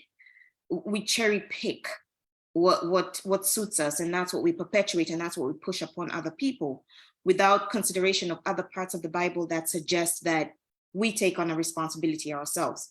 So I think in terms of having a healing journey for somebody who has gone through that, you should be able to be intentional about your own parenting skills, be intentional in how you raise your own kids, because we kind of live through our children. And so as Shalom had said, our time has gone, we can't go back to our childhood, but we can sort of relive it in how we raise our kids. For you to be able to see your child happy and playing and enjoying their childhood could kind of give you some kind of peace that, I was able to raise a well-adjusted human being, and you were able to see your child enjoy their childhood. But this is to be done in moderation. I've seen parents who just like everything now. The child gets everything. And that also could be detrimental because now you're not raising your child to be responsible and understand that not everything arrives in a silver platter. The other thing is if you have, you should be able to be the one who tries to break the cycle, right? So understanding what it did to you, and then now you kind of now like put yourself in somebody else's shoes and say, do I want to, perpetuate this cycle? How do we break it? How do we support others not to have to go through that? As an educator, I try to put emphasis on, me being able to see the parent, me being able to meet with the parent, because really everything starts at home. Saya had mentioned kids coming to church dressed any kind of which way, and the church leaders are the ones being told, hey, why is this happening? This child has come out of your house like that. So if you're having an issue with it, you should have addressed it before y'all left the house, right? So again, the whole idea of us pushing responsibility to others and then not taking any responsibility also should be something that we need to look into. And with our older parents right now, you really can't tell them anything. They're elderly, they've grown into their ways. You could sit there and try and say, but mom, when you did this, this is how it affected me. She's not going to see it. She's not going to see it because society back then is not what society is today. And so for you to be okay with that and release it and just say to yourself, you know, this is what she knew. She did the best with what she had. But now for me, how do I change this? How do I, you know, fix it? How do I help myself to come out of this? And people also have to understand therapy is not a bad thing. Therapy is really not a bad thing, because that's another conversation we've had in some of the Zoom talks we've had here with POSA, is that people feel like, no, we're not doing therapy. Therapy ni awalami. You know, therapy is not, Black people don't do that. You just soldier on. And again, that also ties into parentification, because you are not able to express yourself for fear of, you know, being told, you know, what you're doing is not right. That's not the African way. But also in being able to express yourself, you're able to release the things that hold you down, the things that stress you out.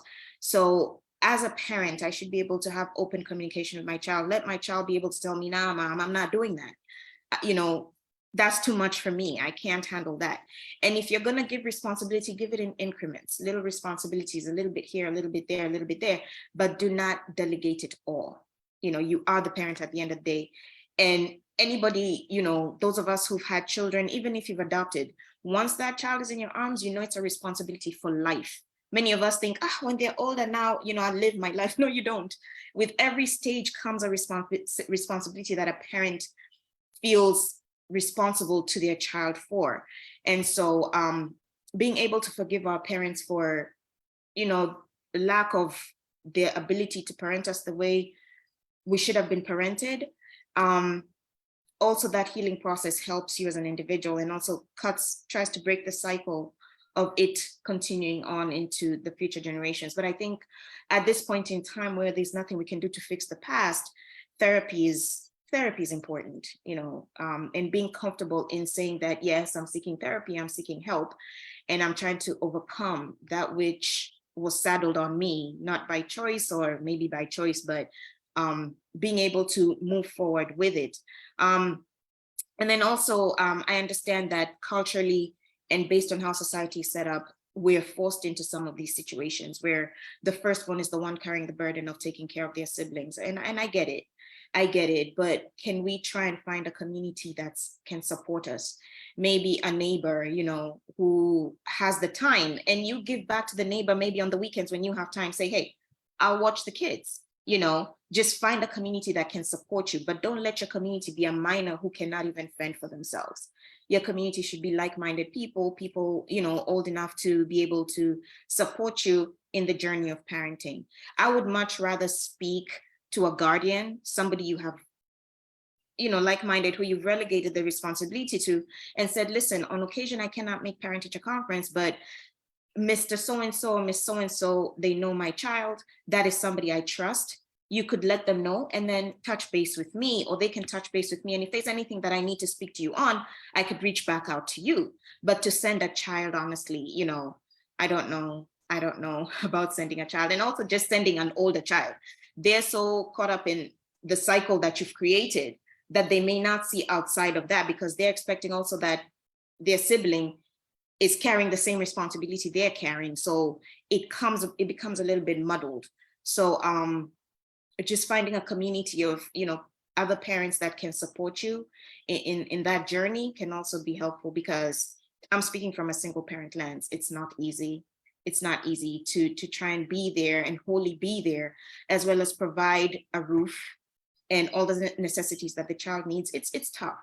And so what has helped me a lot is having that community of people and having a relationship with the school where they know, hey, like his teacher, I can text her at any time of the day or night. I get home pretty late, so I'm able to text her and say, hey, is there anything I'm missing? What do I need to catch up on? And also making him responsible in that, knowing that he should be on top of what he needs to do. But if I had an older sibling, I wouldn't relegate that to them and say, hey, you need to go and see Johnny's teacher and make sure that Johnny has taken his homework and he's brought it home, and then sit over him and make sure that he does it. That also, you know, causes an imbalance. So being in communication with the school, understanding what's going on in school. And if you have to delegate to a person who's responsible enough and grown who it's not like a burden on them. But for you who was parentified, I think it's just now understanding where you're at right now and seeking support if you need to, and trying to break the cycle, making peace with where you're at, and just learning your boundaries, I think. Just learning your boundaries. And with the church thing, Saya, I have my qualms with that when it comes to people just picking and choosing what they want to unleash on you so that they can control you and have you follow suit on what you needed to do. When I was getting ready to have a divorce, let me tell you, it was stressful. Oh, you're bringing shame upon the family. Oh, this, that, the other. Our society doesn't do that. But it was between that or me coming home in a body bag.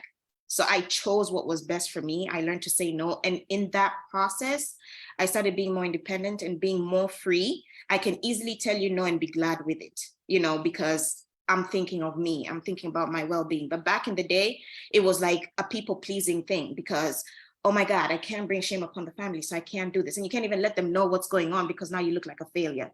So I think, you know, people just need to sit down, see where you're at, and find your space and find your voice and use it. So that's my little 2 cents on that matter. Thank you. Sharon, your wrap, and then the two of you, Sharon, and I'm not okay. Your wrap. Just what your steps to healing? I am going to start sounding like a broken record, but it's the same way I tell my clients, I'm not going to recommend to you what I wouldn't try. So I have built a community of social support around myself, predominantly women who are also raised by single moms, because I was raised by a single mom. And what that has done is, even when I talk to my clients, it's taught me how to be very empathetic. The things I hear, I listen out for, etc. I can. And essentially what I'm saying is we really need to learn how to weed our gardens, you know, and I think that's one of the things I tell people that comes, I think, with age, experience. If you see that something is no longer working for you, I learned this when I first got into therapy. Change is hard, staying the same is hard. So choose one, pick a struggle. And so if you're tired of doing the same thing over and over and not getting the results that you desire, how about you try something different? We have a lot of self-stigma around whether it's getting into therapy or talking to a coach or sharing our vulnerabilities. I'll speak as someone who comes from church. It is very difficult to share when you're struggling in your relationship. It's very difficult to share because even the language we have around it is a failed relationship, a failed marriage. You know, I'm failing at parenting, as if it was some sort of exam, and bringing in the element of competition. But the one thing I do know is that when we find a tribe, when we find a support group, when we find a place a safe space where we can share our struggles, we definitely do better. But how do we let me backtrack a little. How do we even get to a place where we are comfortable enough to be vulnerable? Because not everyone deserves our vulnerability. We also need to change the way we talk to ourselves. And I'm talking especially to us as Black people. We are very big on glorifying pain and difficulty and struggle like it's the sexiest thing since sliced bread. And I'm like, what? I don't know. Well, I do know where we got the idea from. You know, historically we've struggled but we have this unhealthy attachment with struggle, so that even when I'm talking to my clients, I'm hearing a lot of all or nothing thinking. You know, healthy eating is green smoothies that will send you to the toilet every hour. I'm like, no, you could enjoy walking, find something that you actually like, you know, start there. But then it also goes back to, how do we talk to ourselves? How many times do we put ourselves down? What do we think of ourselves? Do we even do these affirmations, wake up in the morning and tell yourself that you're capable? Do you have a to-do list that is realistic also? You know, do we have a to-do list? Do we know how to settle for bare minimums and learning how to tell ourselves, look, this is as much as I can do today. I'll try and make the 5 things on my list, but if I at least do 3, and which are the top 3, at least get 10 minutes of walking done, at least get this and that done, at least get a meal prepared in a large batch that I can eat over a couple of days, and that's what I can do today. But what I'm essentially saying is we need to get to a place where even the way we talk to ourselves changes, so that we become our own friends. We need to learn to talk to ourselves the way we talk to our friends when they're going through a difficult time. We need to be very gentle with ourselves, because when we start to do that, then we will finally get to a place where we can now think of ourselves as deserving of the help we need, whether that is through coaching or therapy or just seeking social support or reaching out to someone when we're going through something. So again, I will sound like a broken record. Let's watch how we talk to ourselves. Let's watch how, let's learn how to just normalize positive self-talk. Let's also weed out our social gardens. Let's look at who is around us and who is our friend because they're our friend. And who is our family member because we genuinely have fun conversations because we are cousins who grew up together, and who is there because they're constantly asking for something. And then let's also, even with boundary setting, once you like yourself and you have that sort of positive way of thinking about yourself, like you are capable and deserving of love and respect, then it will give you the confidence to learn how to say no. And then that is also very empowering, because then you'll be able to think of yourself as capable of saying no to the things that are hurting you instead of nourishing or helping you. And I'd like to pick on something that Shalom said about grieving. Grief is a funny thing, and it pops up at the weirdest times.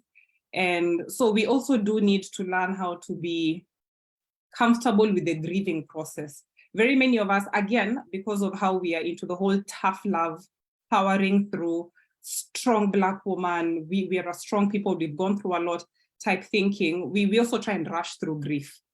Yeah, I went through bad things, but you know what? By the grace of God, I have overcome, and I am who I am today because of all the things that I went through, and praise the Lord, hallelujah. No, just be sad. It's okay to not be okay sometimes, and sit with that feeling and work through it and journal. And again, talk to a coach, talk to a therapist. If you don't know where to find one, check the internet, ask a friend. Let's also just be as proactive about our mental and physical health as we are about looking for jobs, updating our LinkedIn pages and profiles and stuff like that. Like when we take care of ourselves and invest in ourselves, we have this one body and we have this one mind. We need to take care of it like we don't have another, because sometimes we take it for granted. And when we do that, then we will be taking care of the biggest resource that's going to be taking us through life. So I think we need to normalize doing that, just caring for ourselves, deeply loving ourselves, and learning how to do that. Just baby steps every day, the positive affirmations, the looking for help when we need it, and learning how to ask for it, and having accountability. Just having that one friend in your life who has your sit down and shut up card, like the one who will just tell you, no, listen, you're not making sense right now. This is not good for you. I could go on and on, but that's essentially it. Shalom, I think you didn't heal us. You attempted, but to Japona. Do you have any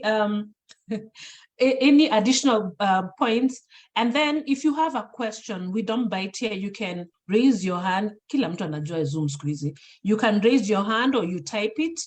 And otherwise, the panelists, if there's anything we left out, you can raise your hand and speak, and then Sarah will close for us. I'm seriously hoping that you have a disclaimer before any of these shows of yours that it is not a substitute for you going to see a therapist. There is no way anybody will get healed of parentification wounds after a 2-hour call. Yes, I will start putting it up there. Disclaimer needs to happen there, because healing will not happen overnight, because the pain and the wound was not caused overnight. It's not yesterday that we got parentified, so there's no way we are going to heal today. Then Sharon has also said about intentionality. If you're not willing to do the work, the parents did the damage and they cannot come back and undo it. Some of us have parents who have died. Therefore, whatever beef you may have with them, it's done. They're not coming back to actually mend any issue that they may have caused. So the responsibility for healing, unfortunately, is going to be on us. Now, there are people who actually say, you know what, but I've turned out all right. Okay? Yeah, right. If you had turned out all right, you'd not be having to defend it that much. right? And so the healing responsibility is not for your therapist. Many times people go for therapy and they think the therapist is the one who's supposed to heal them. They're not magicians. The pastors, I know pastors have abused this and said they're going to say prayers over healing. That's not, you need to do the work. And I think somewhere, Saya will probably confirm this, there's a lot of time that Jesus himself would say, your faith has healed you. You know, we have a responsibility in the healing process. So the forgiveness, you're the one who has to do the forgiving of your parents, of your past, of yourself. The compassion, you need to show that to yourself. Because again, boundaries, the thing we don't understand much about boundaries, we think boundaries are about other people, but boundaries are about us. When you're setting the boundaries, it's not necessarily other people you're keeping off. What you're doing is protecting yourself. And when you understand how that process happens, it includes the vulnerability Sharon was talking about, being able to say, you know what, I can't do this on my own. You have had mother wounds, for example, you can't tolerate your child, but you've reached a point where you've understood, oh gosh, this is probably because of how my mom raised me. You can actually get the village. I'm one of those people who really preaches and talks about the village all the time.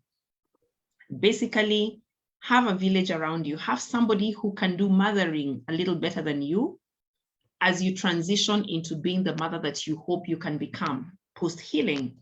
And that means asking for help. That means telling, you know, co-parenting. And I don't mean the co-parenting of the relationship that brought about the child. I mean, getting your sister, getting your cousin, getting a friend to co-parent with you so that you're able to just be with them and have your children basically interactive with each other as you learn and relearn. Remember, this is a reparenting thing. So you're also going to be relearning how to do parenting in a way that's not going to harm your child. So it doesn't hurt to do it alongside another parent whom you admire, whom you see doing their thing a certain way. Go do those parenting experiences together. Have your children in groups where you're having conversations about the different life skills and character strengths that they need to be growing, you know, they need to be growing that you may have missed out. So this healing is not going to happen like that. Don't ever try to promise that to anybody. And also don't try and expect that of yourself. Anybody who's listening, don't expect yourself to heal overnight. You're actually going to have stages where you fall back on what's kawaida, you fall back on what you have always known. You find yourself promising yourself, I'm not going to make my child do ABCD. Then a day comes, you've had a rough day at work, and the first instinct is, can you guys just make sure that dinner is done, and you shout out the rules. Give yourself some grace, because it's going to take steps and missteps to do this healing journey. The idea is to be willing enough to do it, that you're committed and it happens in a shorter time than it took to hurt you. Then, of course, another important thing is to stop doing, as much as possible, try and stop doing that thing that is causing the pain, even as you're trying to change to do a healing thing. Show compassion to the people around you and consistently forgive yourself. I don't know how much I can say that. Consistently forgive yourself. Look at, I think there was something that triggered, there's a question on the Zoom call. That was basically, yes, there's somebody who said, we grew up conditioned to compete.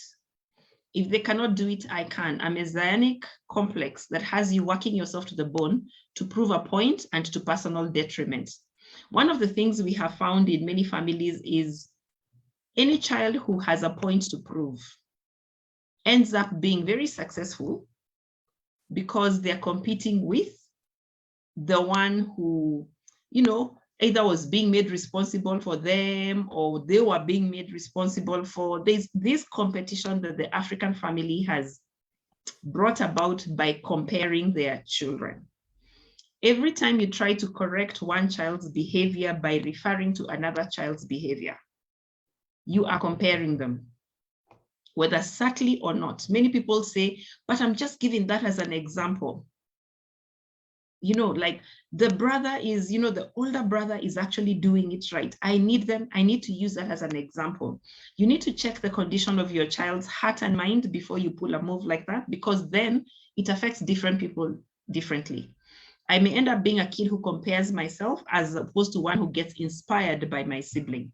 Again, because of this, the effect of parentification. So this healing thing will be a journey that you commit to actually walk towards every single day until a time comes when you're healthy enough and you're finding you're saying more of yes to yourself than you are saying no. Because again, if you go saying no to everybody, that's a rigid boundary that you're setting up, which is still an unhealthy one. So I hope it has helped. Healing will not necessarily happen, but I'd like to leave an opportunity for the questions and comments that are coming up. Yeah. Oh, Njoki, I see your hand up. Go ahead. Asante, thank you so much.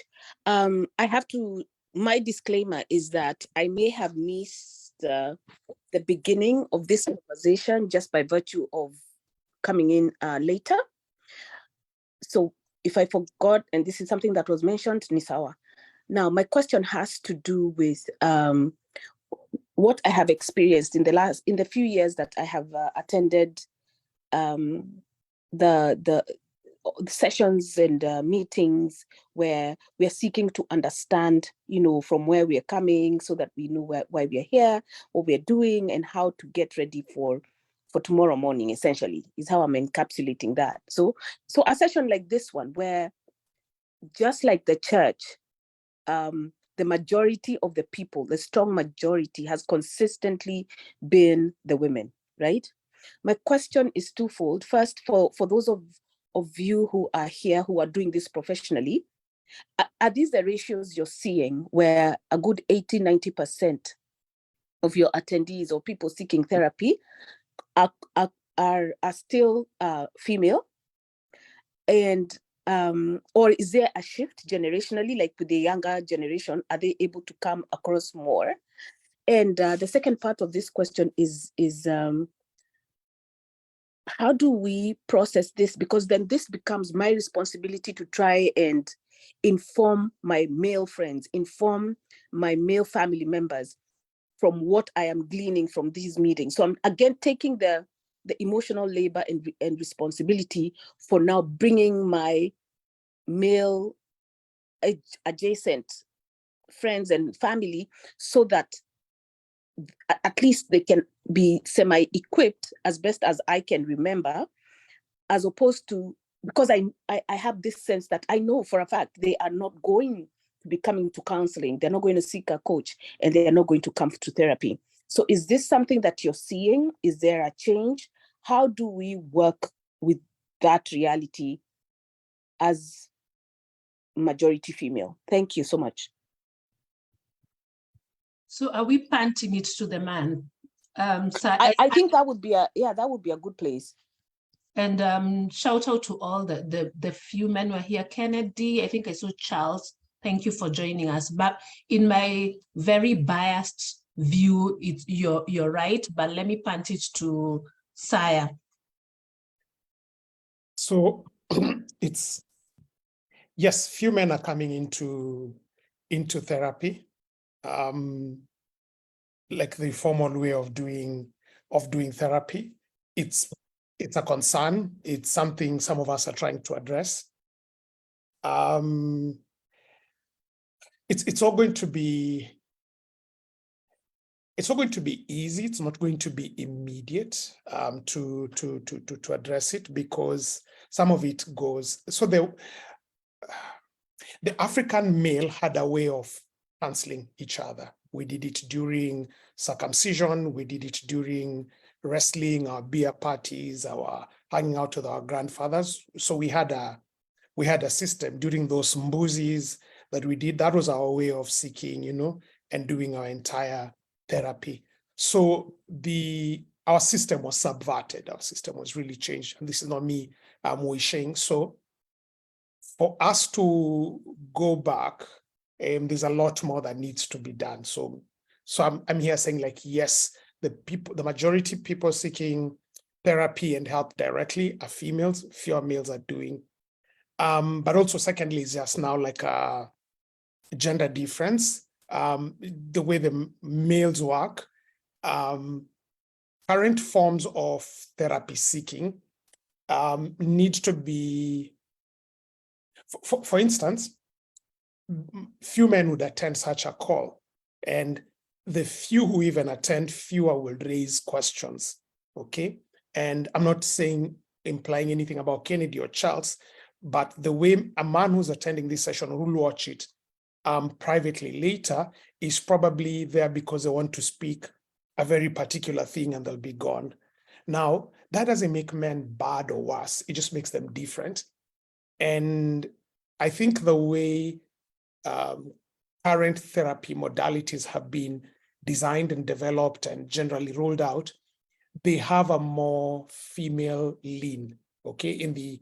When you speak to men, they tell you that thing has a more female bent. So I think there'll need to be a bit more creativity or innovative thinking to see how we could engage men.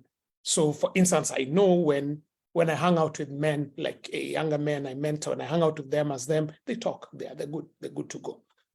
But when I bring them into a mixed crowd or a place like this, something doesn't just quite click. Now, the bad thing we'll do in that case is telling them, like, you need to talk up, you need to open up, but they just work differently. How does this then augur with the women? So sadly, again, it means right now. Let me even, before I answer that, the additional, what I want to say is sensitive because it will go online.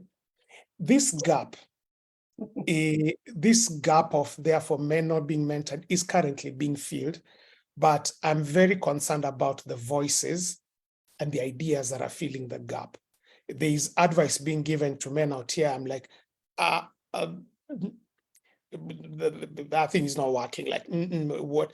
And the problem currently is that the loudest, the most obnoxious, the most outrageous, because there are few other voices stepping up, all that is being taken. And yeah, so it's genuinely a concern. What am I as Saya doing about it? We've come together with a group of men. In fact, had a meeting with one of them today to put together a male mentorship program that will be rolled out in a few weeks' time. So some few of us are doing it. Is that enough? No. Will we need to do more? Yes, we will need to do. We'll need to do more. Not to impute improper motive on Tricia and single moms. One of the subsectors we as men are concerned about is boys who have to be raised up by single mothers. We know, I've been talking with one of my friends who was raised up that way. It's a big challenge for them. Like they are, and some of the single mothers I have talked to tell me like, yes, I can't be a man. There are things that I'm not able to bring. What does this mean to the ladies? It just means two things. It means either they need to accept that at this point in society, society is going to have to run like a 2-engine plane. And on the matter of seeking therapy and help, the male engine plane is not optimal. And so if the women decide, because we're doing the work and the men are not doing, we're also shutting down, the plane that we call society and the structure will crash, okay? So it's just to keep encouraging the ladies, just do the work, show up, because it's good for you, okay? And it's good for the things and for the people that you matter. And you're not able to do it for 1,000, and no one is really asking you to do it for 1,000. Please do it for one, do it for that brother, that uncle, that son, that nephew, whom you can be able to get going. So I think one, that needs to be done. And then two, I still want to keep encouraging women, because not all their problems are male related or male caused. And there's a lot of women who need to work out stuff that was brought to them by themselves or by women or just by life the way it is. So I still think women still need to keep doing their thing. But I think one thing women would be discouraged from doing is almost doing what our parents did to us, the one for telling Posa, why can she be like me? Okay, that never really happened. Or me being told something be like Posa, that never ever happened. It's so this whole thing of pushing the whole therapy agenda as though you're telling men, why can't you be like we ladies? Newsflash, it doesn't work. It actually switches off men. Okay, when you tell men like, why can't you show up for therapy or for group things like this, it doesn't work. The thing that might actually more work is empower the influencers, and then from there it diffuses. The way men work is the guy who does my mech, I only talk to him about cars. And then the guy who does my, the guy who checks my heart, I only talk to him about medical things. So when you want to force me into stuff, it doesn't work quite well for men. And when we understand that, we can leverage it. So kwa niaba yetu kama wanaume, on our behalf like men, sorry for where we understand we are a work in progress. We still are keeping on getting there. Shalom, are you seeing why it's always over 2 hours? This happens. 100% yes. In fact, at some point, I want to comment about the women's role in men's health, but let the next question come. Yeah.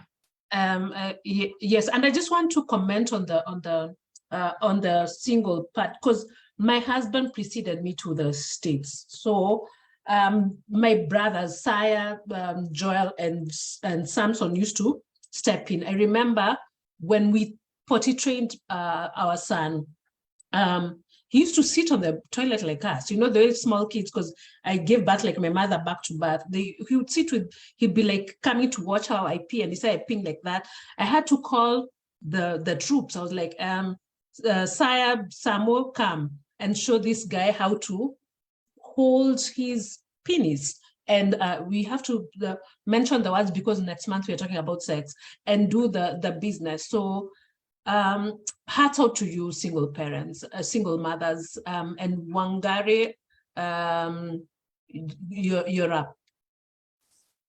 Ask your question. I see your hand. Yeah. Raised. All right. Yeah. Thanks.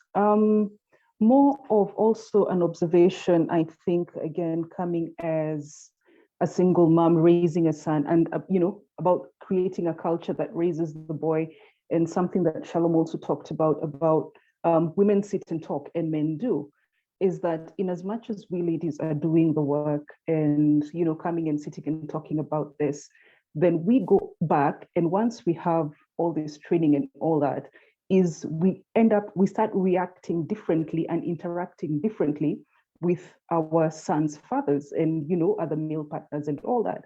So once we do the work, like, you know, like Sai is saying, we keep doing the work and all that, but again, we don't expect men to come and do the same thing we're doing.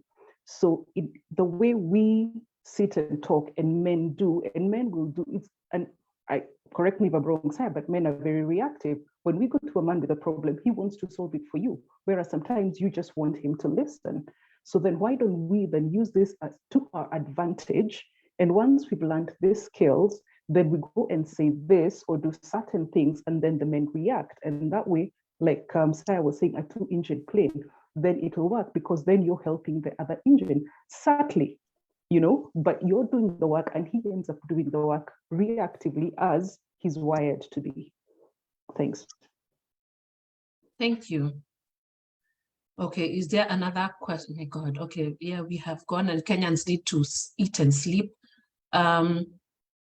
So I think just wind it up for us. Or we'll be. Oh, but Shalom, you had something to say before Joy came on.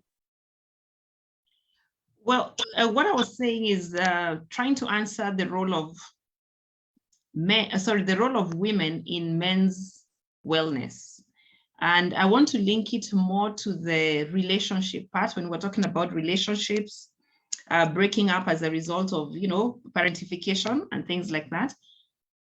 If you, as the woman, would end up setting boundaries, and you're doing it in a healthy way and therefore communicating them well, the man, and not just the man, the people around you end up changing how they treat you and behave around you. And what I have found in the therapy space, yes, for now, there's majority women seeking therapy than men, but I have had situations where when a woman starts working on herself and the relationship starts changing, the guy actually says, what are you doing? I want a bit of what you have. So I think if all of us as a whole, if I work on myself, then I'll be able to influence how the men around me treat me, behave towards me, and also choose to be.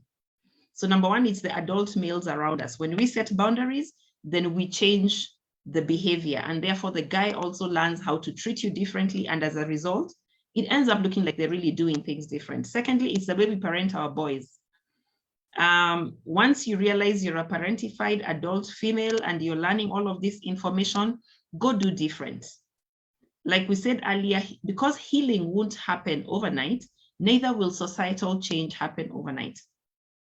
Parentification has affected this big ship, and therefore to turn it around so that it changes trajectory and starts going towards a healthy shore is going to take time. So the more we work on ourselves, the more the males around us are going to work on themselves. The more we say yes to what we need and no to certain things, the more the males around us will take up what they need to be taking up, right? And it depends on the relationship you have with them. And then you teach the next generation. And what happens within another generation, we'll be having totally different conversations. In fact, right now, if we can add the ethics and the character strength and we start piling up a lot of that on people, then we are going to get to a place where we are actually healthier than we are now, without saying, oh, men need to sit and talk. Men won't sit and talk, men will actually do. Yeah. Okay, because I think almost all of us have to attend to other issues. Saab, tufungie mkutano.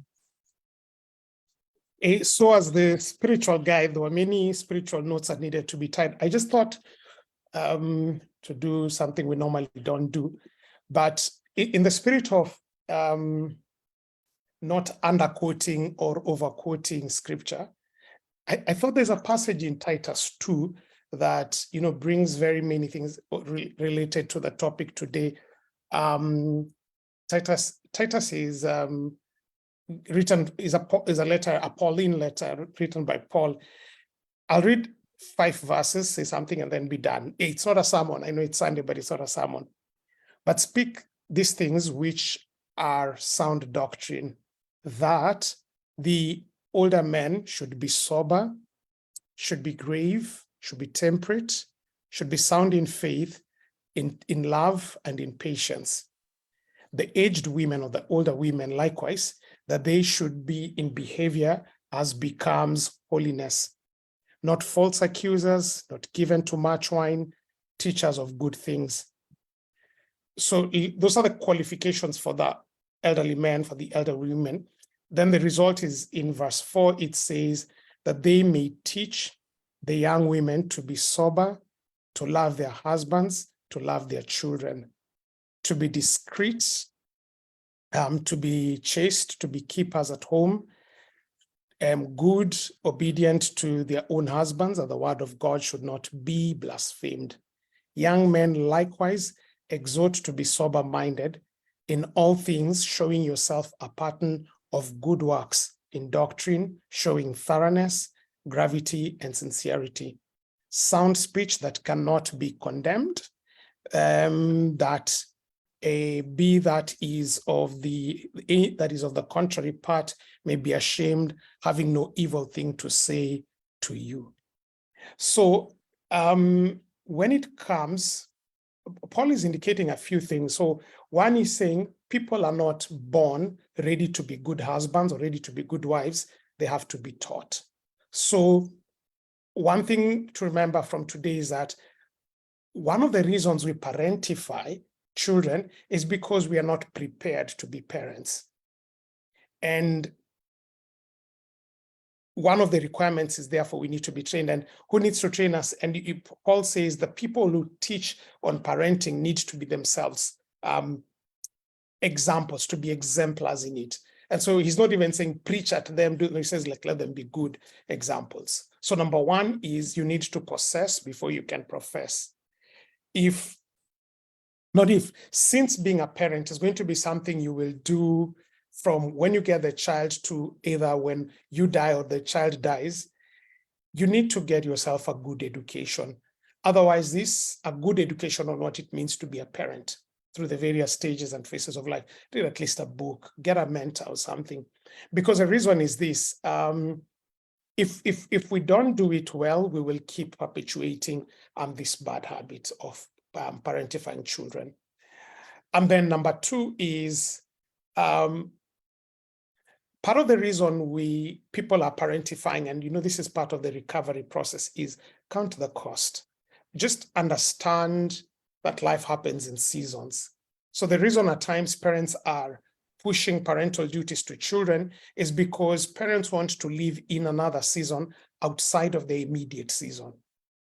So if you lean in more and understand, like, hey, this season of parenting may mean certain things. It may mean, like the example, like it means I cannot go clubbing or partying. Let me just invest. I will be able to do a few more other things, later down the road. So life happens in seasons. Leaning into the season, including the season of being a parent, it's a season to be celebrated. Number 3, I think the path to healing, as I've learned today, is not just about saying or running away from something, okay? Because we can listen to this entire recording and then say, okay, it's about running away from teaching my children any responsibilities, or it's running away from parents or siblings who want to parentify me. No, it's not enough to run away from something. You need to consciously move towards something. That would be, so what is the thing we need to move towards? It's to move towards a world where children are raised to be responsible and to be respectful, who set boundaries, who respect boundaries, but who are also responsible themselves. And then we are moving to a world where even the person who is parentified is increasingly enabled to say no to the wrong things and to say more yeses to the correct things. So when you're in your path of healing, begin asking yourself, not what are you just running away from, but also what do you need to move to? And then finally is, I echo, surround yourself with the right tribes and make sure that in that tribe, there are people telling you the truth. We're able to speak power to the truth. Otherwise, what we create as tribes could end up being nothing more than echo chambers. Thank you for everyone who's attended today, and thank you for everyone who will watch the 2 hours and change on top online. We will totally appreciate. Thank you for each of our panelists, for the Shahs and for the trees. Yeah? So Shalom, Sharon, Trishi, thank you all, and thank you for all questions, for all insights that have been shared today. They are completely invaluable. At the end of this recording, we will do the normal thing. We will stop the live streaming, and then you can be able to talk internally. But if you, at the end of the recording, want to leave, where we celebrate you and would like to encourage you to come back. Now, this is our only stream for the month of April. And May, we are going to have, let's talk about sex. The whole of May is going to be talking about that 3-letter word that has powerful effects upon our lives. So please make time to be there. Bring that person who needs to have a sex talk and has avoided. Let them be able to attend. Through the various channels that you get to know about this, you will know the dates and the individual topics, but the month of May is dedicated to, just being silly, to mating, to the whole question of sex. So please make sure you make time to be there. We have a couple of our social handles that would really like to encourage you to subscribe, like, share, because we keep sharing material there in the interim period. One is our Facebook page, which is Authentic Dialogues with Sarah Jackson. The other is Instagram. You can follow us now on Instagram on one Sarah Jackson.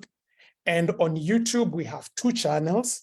One is where all these Sunday talks go to. It's called Authentic Dialogue. So just look for Authentic Dialogues and you will find the talks there. And you can also subscribe to Sarah Jackson Facebook page.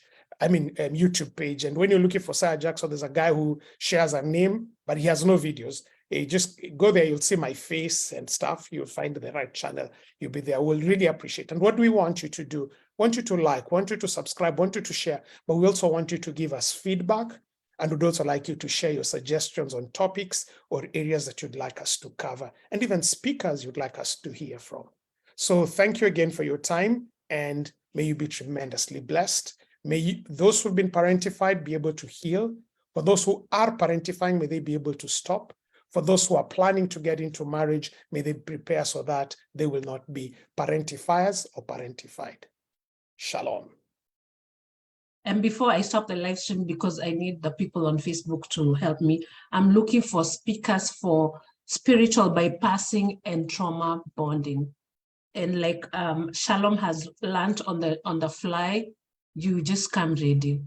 Shalom, thank you for such being, but yeah, I know, the rest no, you just come ready, don't come with PowerPoints. I'm stopping the live stream so that the people who don't want, who may have questions that don't want to make it to the internet can ask them.